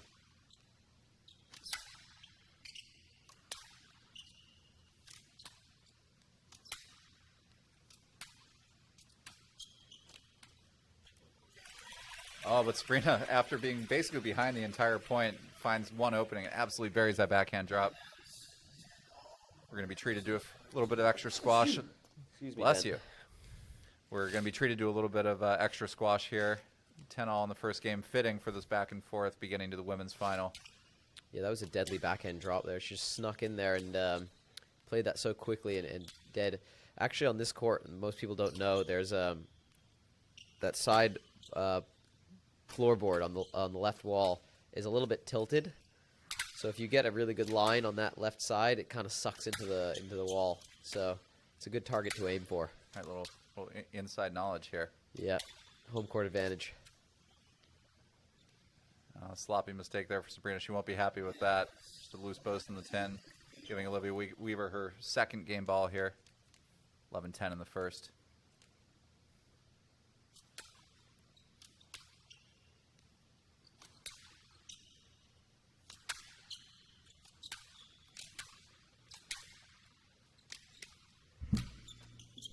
Well, that looks like a Scoopenhausen to me. Locked in 11-all now.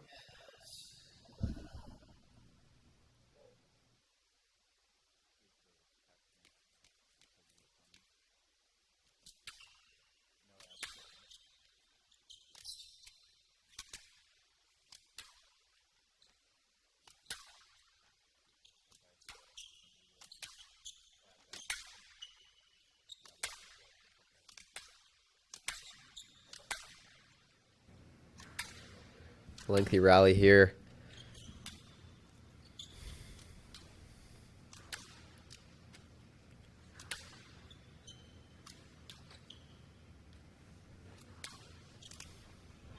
It's tight. Both players just really nice lines on the left wall throughout this game. Yeah, Weaver sticking that one. A little bit of an edgy rally from both players there, knowing that how tight the score line is, playing a bit more conservative.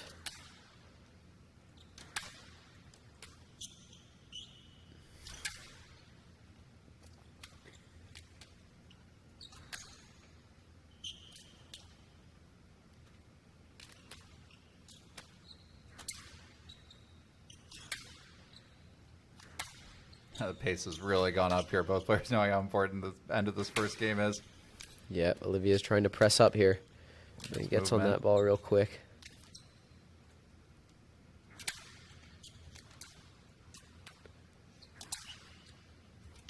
Ball keeps coming back. Oh, I was going to say. She took the wrong line there. Yeah, it was just forward when she began her movement and then had to adjust. So I think that's a good call. A tough one, right? It's a game ball, but I think good call by the referee there. I agree. Olivia Weaver capitalizes on her third game ball, taking the first game of this U.S. women's final, 13-11. Great first game for her, and actually probably playing dividends. As you said, Sabrina dealing with that little bit of injury earlier in the spring, so I'm sure Olivia will want to test her fitness after that tough first game. So she'll be happy with that, and we'll want to keep pushing Sabrina coming into the second. Yeah, I'm not sure that fitness will have too much of a impact because she's played multiple tournaments since that injury, and she's been pushing hard. So, but either way, I think you're right. I think Weaver will be happy with a tough first game, and getting the win is a bonus because she'll have put in some good work there to the legs, and looked like she was striking the ball well. You can see in the dark there, Rodney Martin hiding. Yeah, just giving a few points of advice to Miss Weaver. Yeah, I mean, Rodney, obviously a phenomenal ball striker himself, has a very unique style about the game and the way he teaches the game. And you can tell all of his players kind of gravitate towards that similar technique in the way that he hits the ball. And he's found something special in that technique. So yeah, it's cool to see how Olivia's been, working with him and really, seeing those changes in her game that have helped her improve. I think any coach happy to work with a player like her who's both willing to put in the time, obviously, and put in the work, but also open to those ideas and has the racket talent and skill to begin to adopt some of those new techniques. Because it can be really challenging in the middle. You know, you're playing tournaments all the time and adapting new things into your game in the context of that constant competition can be really challenging. Yeah, I think all you can ask for as a coach is, you know, for your player to be putting in the effort and the time and really try and implement the things that you're trying to teach them, you know. Because, you know, and it's cool to see when your player starts to put that stuff together and really start to get results because of it. So, all right, well, here we are beginning the second game in this U.S. Women's Final. Olivia Weaver up 1-0. Serving to start this game.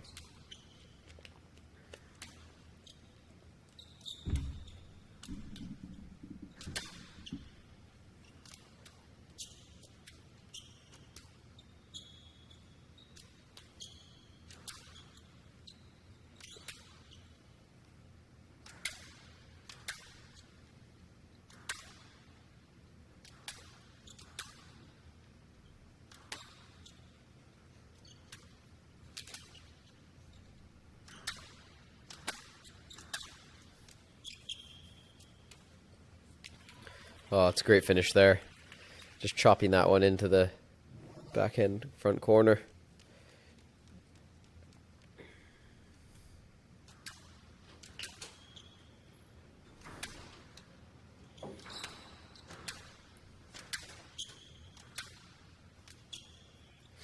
Looks like Olivia's seeing the ball really well right now. She's hitting through it really well to the back. Yeah, great positive upping the start. pace, yeah. Great positive start, especially after you played a really tough game. You know, both players. It's easy to. What do we got Sabrina doing here? She appears to be. I think she just has a little bumper issue. Looks like she's winding a clock out there, just making sure the racket's ready for action. Yeah, I'm not sure what's going on with the racket there. She's got to be careful. Looks like she's got a little strip. Maybe she might want to just change that one out.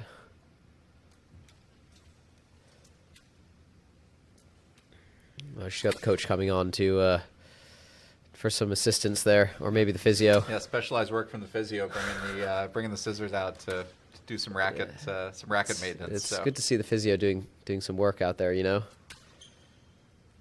Thankfully, no injuries this tournament for any of the players. It's always a good thing. Good to see Weaver's really quick racket work. They're able to turn that ball at the last minute. Really good start here for our top seed. 3-love.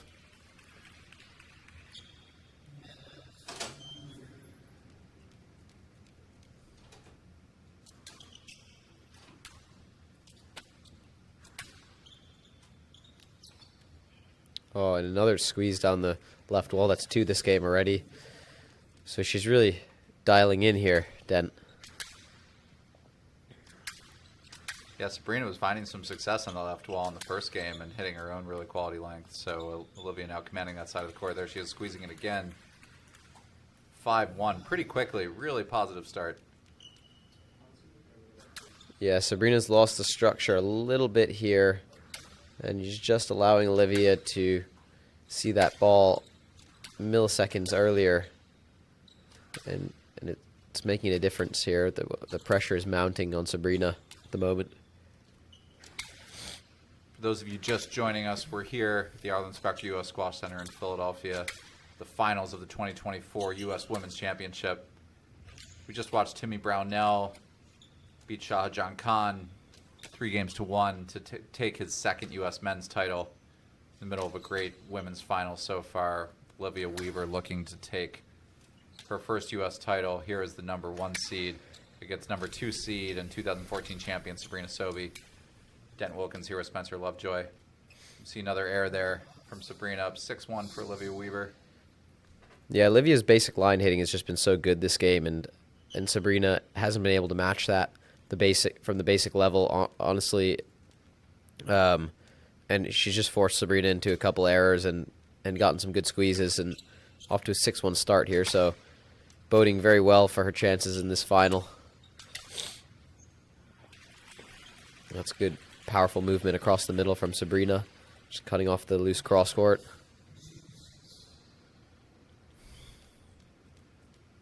Sabrina's going to need to make a strong push here, certainly with the quality of play that Olivia's been showing over the last month or two here. Sabrina's not going to want to find herself 2 loves down. Olivia's going to be very tough to beat. She can get through the second game.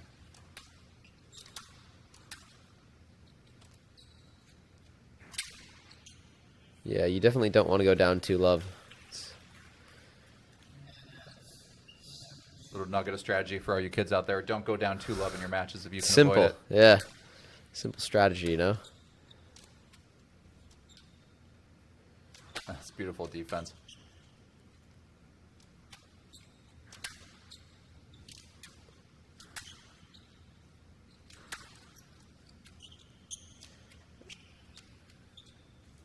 Yeah, Olivia all over the ball. It's a great bit of improvisation across the middle there with a little bit of a topspin roll into the front with the combo backhand drop. A beautiful play from Weaver. Everything's going right for her at the moment.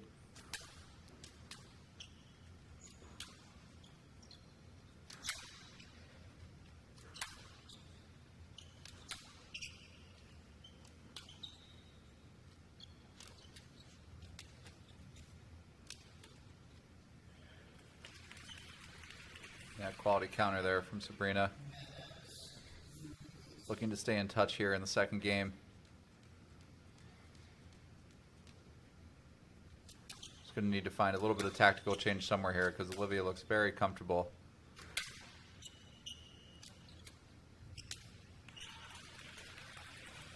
Yeah, it's good boast there, whipping that in quick.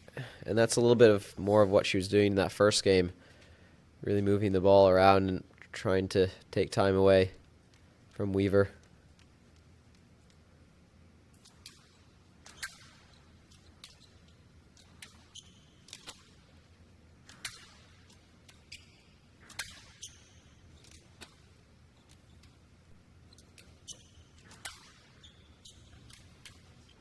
It's good retrieval from Sabrina here.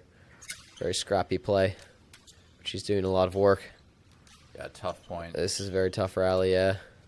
Oh, and great finish. I mean, she just stacked about 10 quality shots together, one after another. Just really well-constructed rally by Weaver. 2 points away now from taking a 2-love lead in this women's final.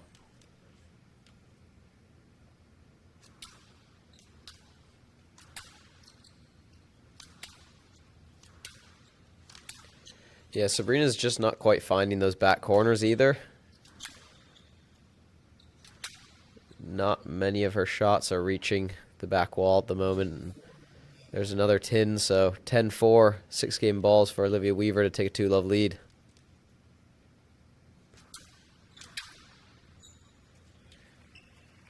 Sabrina slashing at that serve return into the nick.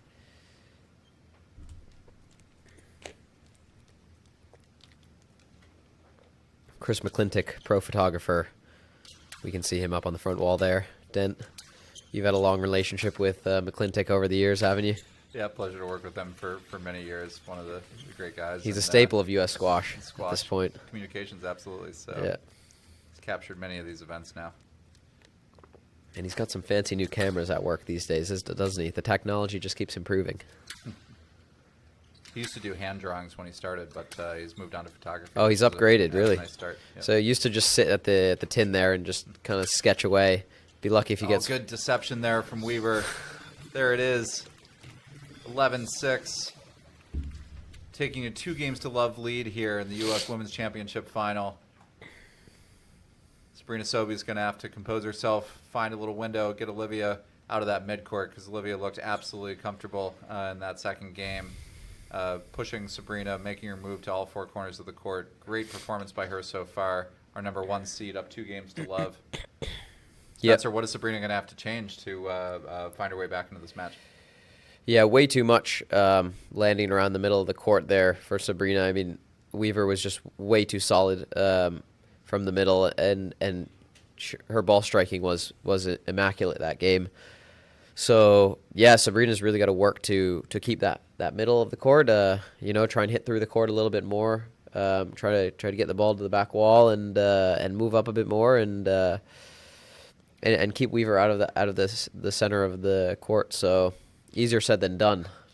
doesn't it seem so easy when we talk about it here? It's always easy out here. We've got, you can see Sabrina's older sister, Amanda, many-time champion in this event.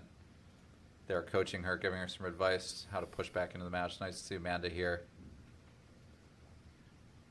Got the U.S. Open coming up here mid-October, right here at the Arlen Specter U.S. Squash Center. Best players in the world. We're descending on Philadelphia. Tickets are available now. Please grab them online at usopensquash.com. Spencer, we'll hope to see you out there battling away with the best in the world. It's always fun when we get to, that event right here at the National Center, and everyone gets to play on your home turf. But really fun to see the best players in the world, and we'll see obviously both Sabrina and Olivia out there as well this fall.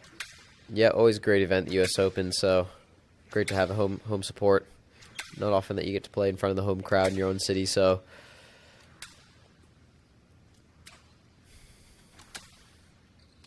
Both these players have had some really important matches in their own careers at the U.S. Open. Olivia Weaver having win over Amanda Sobey several years ago, one of her early wins, first wins over Amanda, who had been kind of the dominant player in U.S. women's squash for a while. Really a big win for her. And Sabrina Sobey had a absolutely unbelievable performance against Haniel Mami several years ago, and great 5-game match that the crowd enjoyed. Yeah, I remember that one. I was in the crowd for that one, and I think that's the best I've ever seen Sabrina play, honestly. She was just in the zone that day. She couldn't miss. Hamami played quite well. Hania just didn't really know what hit her. So yeah, I think that got to be one of her best wins on tour. And but that's just a testament to what Sabrina is capable of when she puts it all together. But yeah, Den, your prediction doesn't look too hot right now, I will say. Well, based on the first match, Sabrina's in trouble as soon as I predicted the match. But looks like you're going to owe me 2 beers after this. Yep, I think so. But Olivia really looking great here. 2-love in the third game, continuing the positive squash she's been playing in the first two. Just you can see her tee position. She's hunting every ball, looking to take it early. And if Sabrina's not getting the ball through, Olivia's taking advantage. Yep. It's a really effective attack and quality lines down both balls. Because again, I mean, this brutal length. Oh.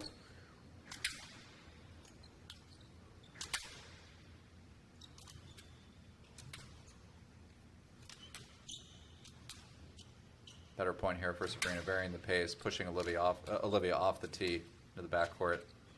Yeah, it's a good finish from Olivia there. Left that one ball open towards the end, and Olivia treated it severely. Yeah, and Olivia showing no signs of easing up the pressure here. Yeah, I think she feels the opportunity now, and she's going to keep her foot to the gas. Good touch from Sabrina there. Pulling that from behind her shoulder all the way across. Yeah, it was great racket work. Takes a lot of skill to do that.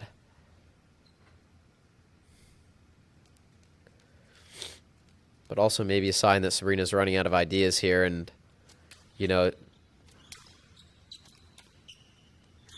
is trying to change it up and having to go for a little too much, Yeah, it's tough when your opponent's really locked in and they're in rhythm, just trying to come up with a few, as you said, new ideas to disrupt their rhythm.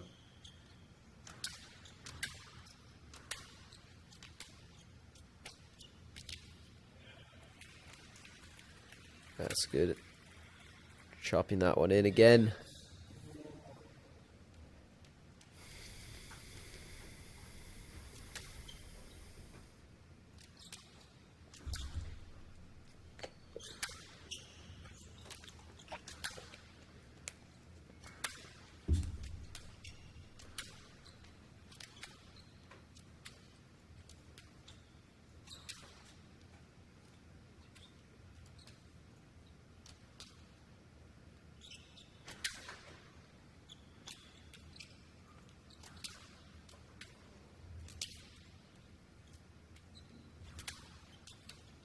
Retrievals by both players. Oh, yeah, this is great play in the front of the court here. Oh, and there it is. Olivia moving in there, straightening it out for the winner. Sabrina with a little smile there, just kind of asking What do I have to do to win a point? Yeah, you see her working on a little reset here, getting the towel. She's been up against it with the quality of play with Olivia. Yeah, I mean, Just a quick break here. You got to wonder if it almost helped Olivia to. She saw the quality of squash that Sabrina produced in the semifinals, so her antenna would have been completely up, knowing that she was going to have to come out with her best squash to beat Sabrina today. And she's now only 5 points away from her first U.S. title. Really big moment for Olivia Weaver. Yeah, it's clear that she really wants the title here. From the first point of the match, she looked really focused, and she's not letting go of this lead, that's for sure. She can pull this out, you know, such a big accomplishment to win your first U.S. title. It's something you've dreamed of, you know, as a junior squash player growing up, you know, just miles from here, training, playing, college All-American. Now number 6 in the world, best season ever on the Pro Tour, looking to cap an amazing season with the U.S. Women's Championship. You can see on the left side wall there, just behind the glass wall, a beautiful Desai family cup. Sabrina looking to grab that. Or, I'm sorry, Olivia looking to grab that here.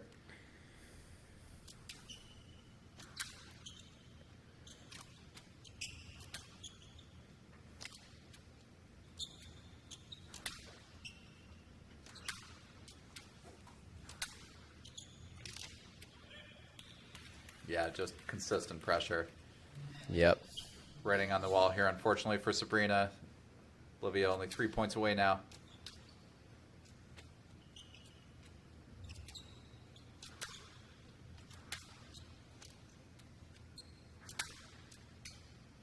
Ooh. There's the air. Forcing it.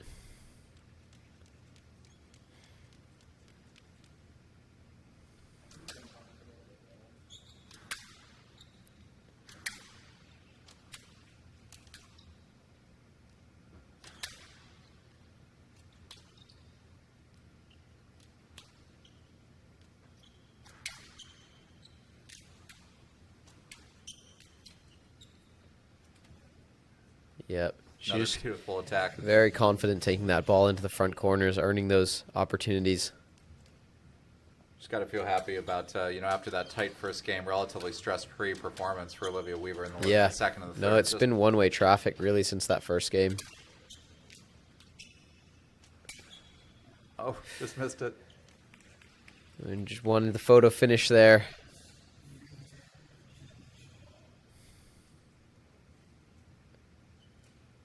Olivia Weaver on the precipice here.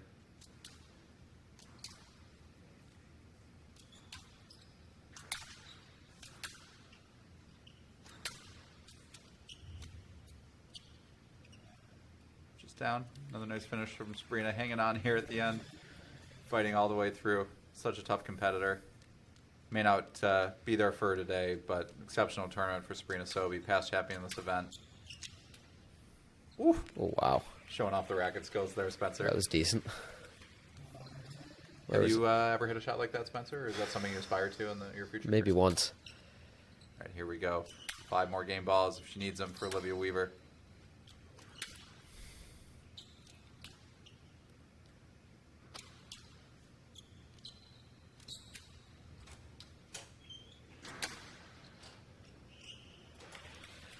And the points just keep on rattling here. Sabrina not afraid to fire away here. And Yeah, sometimes when you're down by this much, you just let the hand go, and you're like, screw it. You know, it's I'm already down by this much, and you know, why not? So. Well, you certainly know how much this means to both players, but to Olivia here with And it looks like that ball just eked out of the court. So. And we have our first U.S. women's title. Our champion, Olivia Weaver. There she is.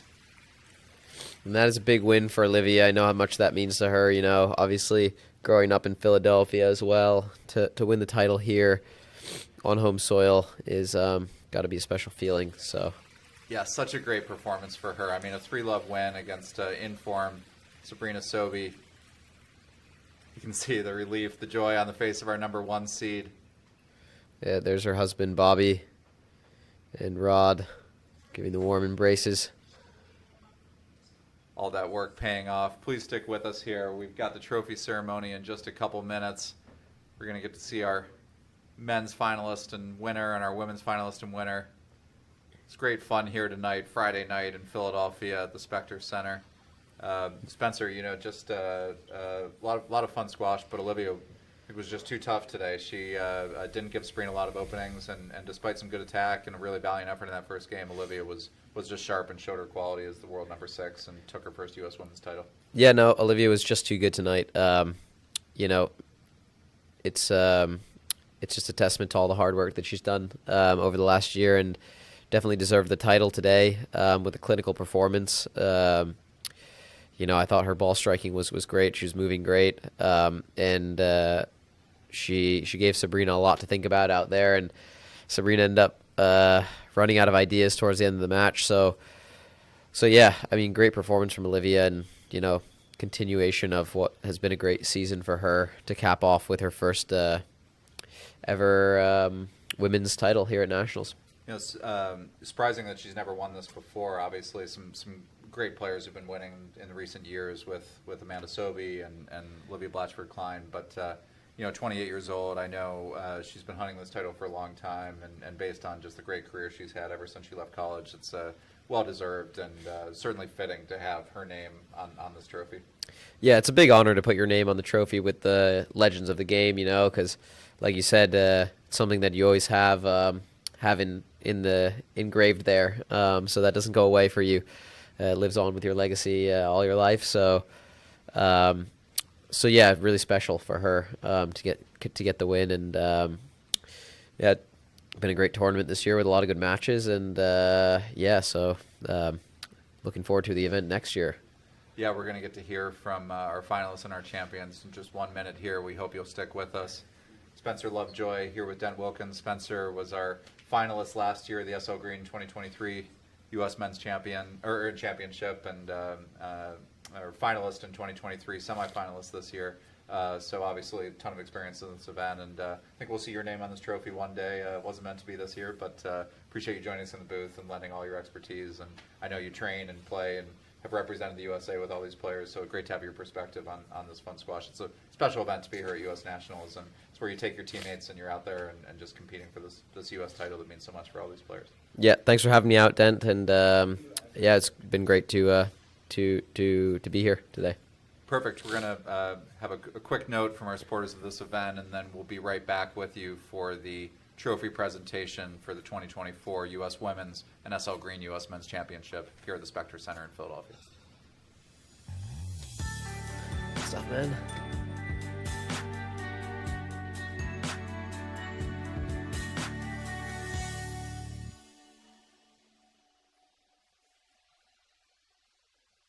If you've considered hip replacement surgery but have concerns about taking the next step, let us ease your mind. At Penn Orthopedics, we provide comprehensive education so you'll know exactly what to expect before, during, and after surgery, including safe, effective pain management. Our expert surgeons offer multiple treatment options, including robotic joint replacements, and we'll work with you to choose the best one for your unique needs. It's time to take the next step. If you've considered knee replacement surgery but have concerns about taking the next step, let us ease your mind. At Penn Orthopedics, we provide comprehensive education so you'll know exactly what to expect before, during, and after surgery, including safe, effective pain management. Our expert surgeons offer multiple treatment options, including robotic joint replacements, and we'll work with you to choose the best one for your unique needs. It's time to take the next step.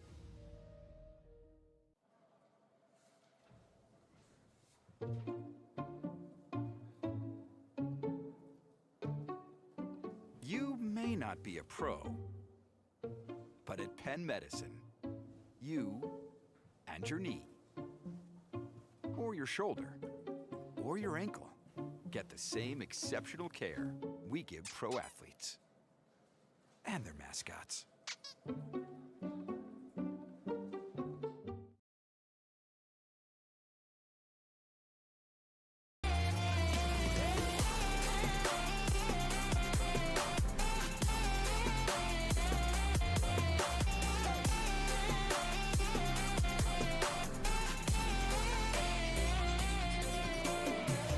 In the dark we fight.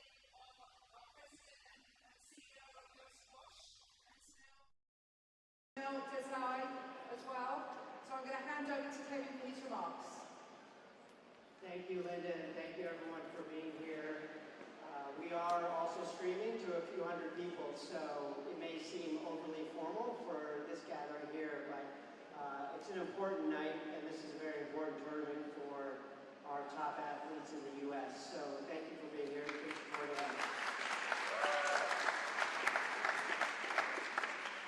I want to thank Linda. I want to thank the U.S. Squash staff, the U.S. Squash Board of Directors, our sponsors, of course, Comcast Business, The Study. Most importantly, though, for this tournament, I want to thank Steve Green and his wife Nancy. Steve Green has supported the U.S. Men's Championship since the 1990s, and he's been extremely generous in his support of the men, enabling us to continue to offer an incredible prize money. And then equally, the Desai family, represented by Sunil, has stepped up to match that prize money for the women, and furthermore, to provide the winner's permanent trophy. So without the Greens and the Desais, this tournament wouldn't be a fraction of what it is. And what it is a meaningful championship in and of itself. These athletes would compete for it as hard as they did tonight, even if there was no prize money, but there's significant prize money on this tournament based on its size, and that's a way in which we can provide direct support to the athletes for them to do what they do. And I think everyone here probably appreciates that what these athletes do is incredibly hard. Not only is it hard here on the court, but the work that they have to put in to achieve the caliber of squash that they play here tonight is just remarkable. And you know, the publicity around pro golfers and the challenges that they face in what is a very lonely journey in training for an individual sport. And these are athletes who are making hundreds of thousands, if not millions of dollars, and still struggle with that challenge. So I think a lot of credit to these athletes for the work that we're putting in.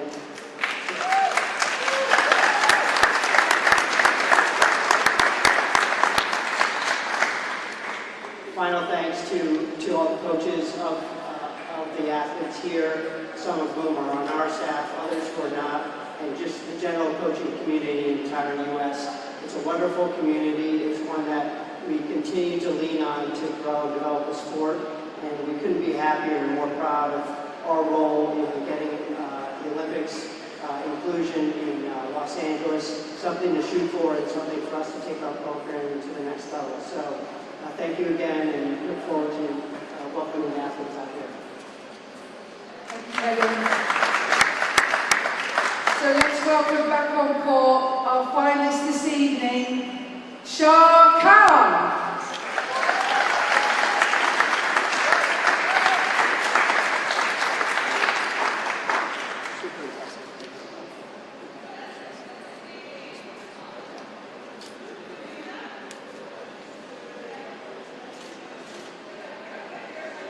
And our brand new champion for 2024, Timmy Brownell.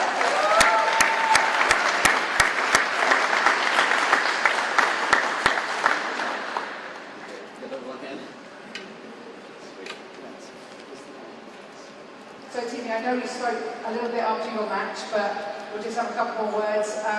You've obviously had time for this to sink in a little bit now, so how are you feeling now you're holding this big, lovely trophy? I mean, yeah, obviously everybody can see there's a ton of history here. Myself, a big squash fan, I know how much this tournament means. A lot of my heroes have won this title here. You talk about Chris Hansen, Chris Gordon, Julian Worth.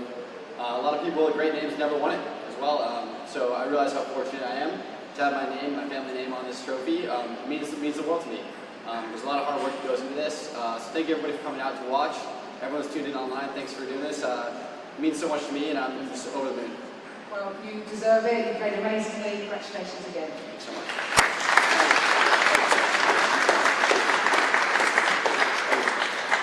Okay, I'm going to hand over to Sunil now to give his remarks. Thank you, Kevin. Congratulations to the men. In the interest of time, this is the 7th time I think I've done this, and I'll spare the origin story and just say that what's most important to me, actually, is not only the quality of the play, but the quality of the sportsmanship and character of our players that was evident throughout this weekend. And I think it's not just the competitive aspect of it that makes it so fun to watch. To me, it's a collaboration both players on the court are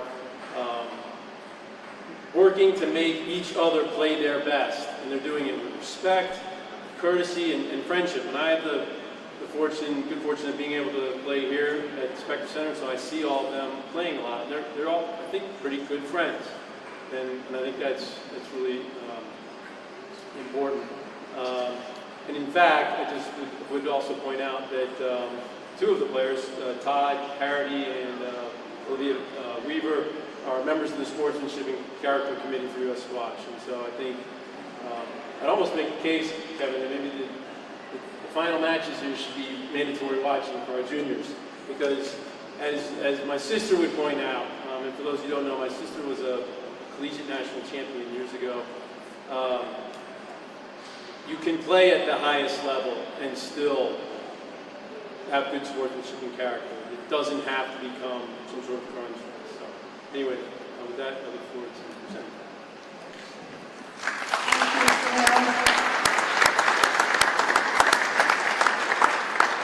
So please welcome back on court our women's finalist who played an amazing game, Sabrina Sobey.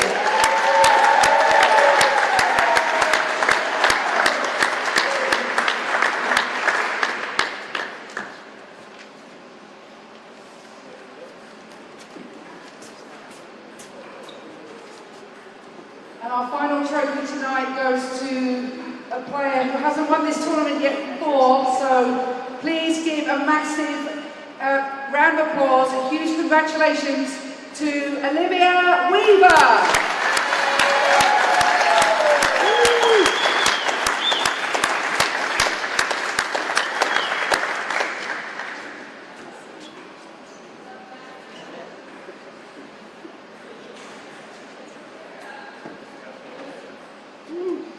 So we didn't get a chance to talk after your match, so obviously a massive congratulations, you played amazingly this evening.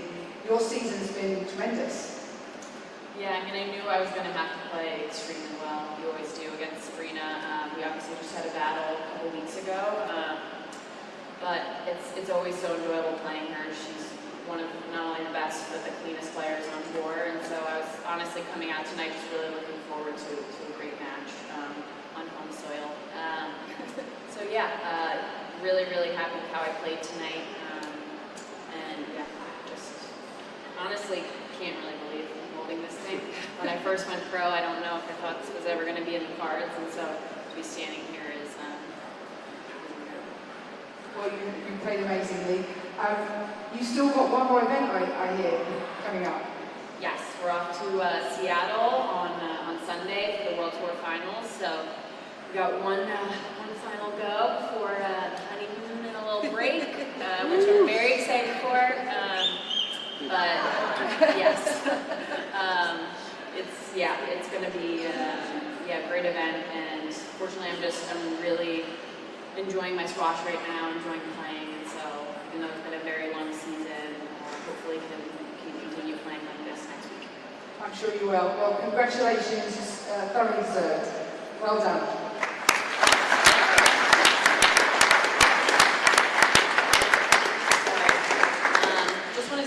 Back, Spencer, we just heard from our champions. We've got two exceptional players coming through the U.S. titles. Our first match tonight, men's final, Timmy Brownell winning his second SL Green U.S. Men's Championship. Second match, Olivia Weaver capturing her first women's championship. Just great squash tonight, really.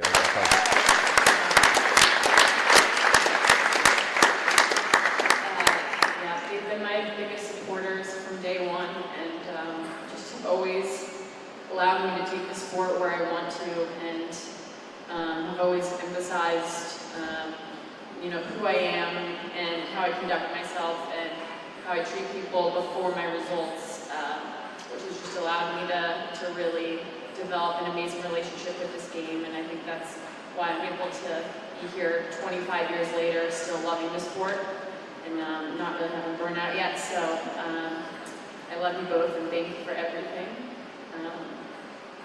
Bobby, you're my biggest supporter. You're there for not only moments like this, but for all of the days that are brutal and tough, where I want to quit, and my body hurts, and jet lagged, and all of that, and you put up with all those days, and so just thank you, and couldn't do any of this without you. I have an amazing support system around me. Firstly, U.S. Squash, the support that they provide the players is unbelievable. It's one of, if not the most supportive national governing body in the sport. And just feel so lucky to be part of Team USA right now. It's such an exciting time for the game. The fact that we just got into the Olympics. The future is so bright. We have so many amazing, and our junior team's about to be at World Juniors dominating, and it's really an honor to be a part of the organization right now.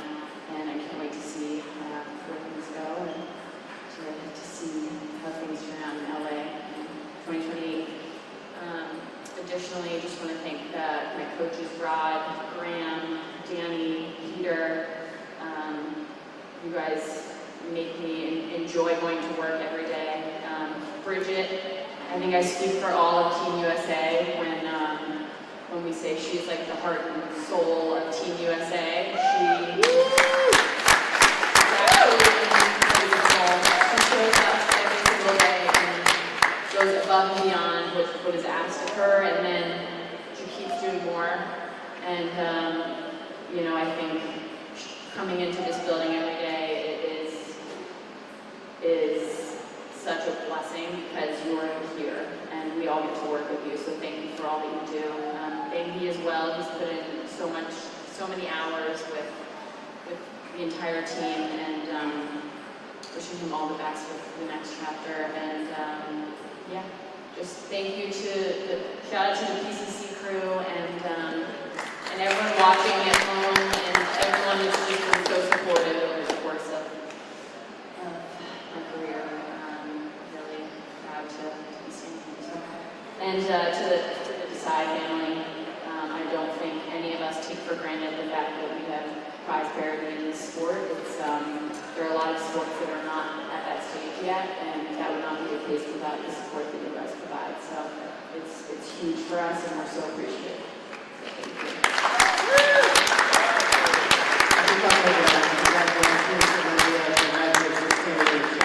Great match, great season for all of you. To all the athletes, they put in so much effort and so much work. We appreciate it, and we're looking forward to supporting them for this next squad. I want to give a shout out to Coach Ben He, who's put in a great 3 years here at U.S. Squash as we started up our full high performance program. Today is officially his last day as he moves on after a three-year contract here. So thank you so much, Ben He, all that you did for the program.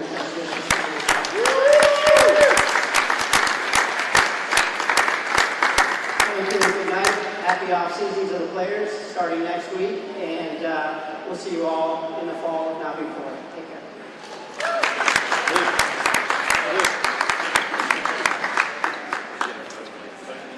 Let's start with a group picture first. Group picture first. All four kids. And thank you.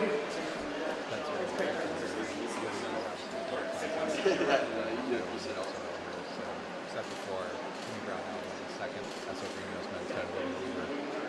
Her home courts here in Philadelphia, capturing her first U.S. title. It's a great night of squash. Yeah, it's a match. Yeah, no, just like AJ for us to work great work from her there, and respect for after that one. But yeah, two very special times, and two great winners tonight. Yeah, so thank you all across the United States, across the world, for joining us tonight for the 2024 U.S. Women's and SL Green U.S. Men's Championship here at the Arlen Specter U.S. Squash Center in Pennsylvania and Philadelphia. We appreciate you being here. Hope you enjoyed the wonderful squash. Come join us for squash here in the future in the U.S. Open this fall. Dent Wilkins, Spencer Lovejoy, sorry. Close one. Signing off. Have a great night. If you've considered hip replacement surgery but have concerns about taking the next step, let us ease your mind. At Penn Orthopedics, we provide comprehensive education so you'll know exactly what to expect before, during, and after surgery, including safe, effective pain management. Our expert surgeons offer multiple treatment options, including robotic joint replacements, and we'll work with you to choose the best one for your unique needs. It's time to take the next step.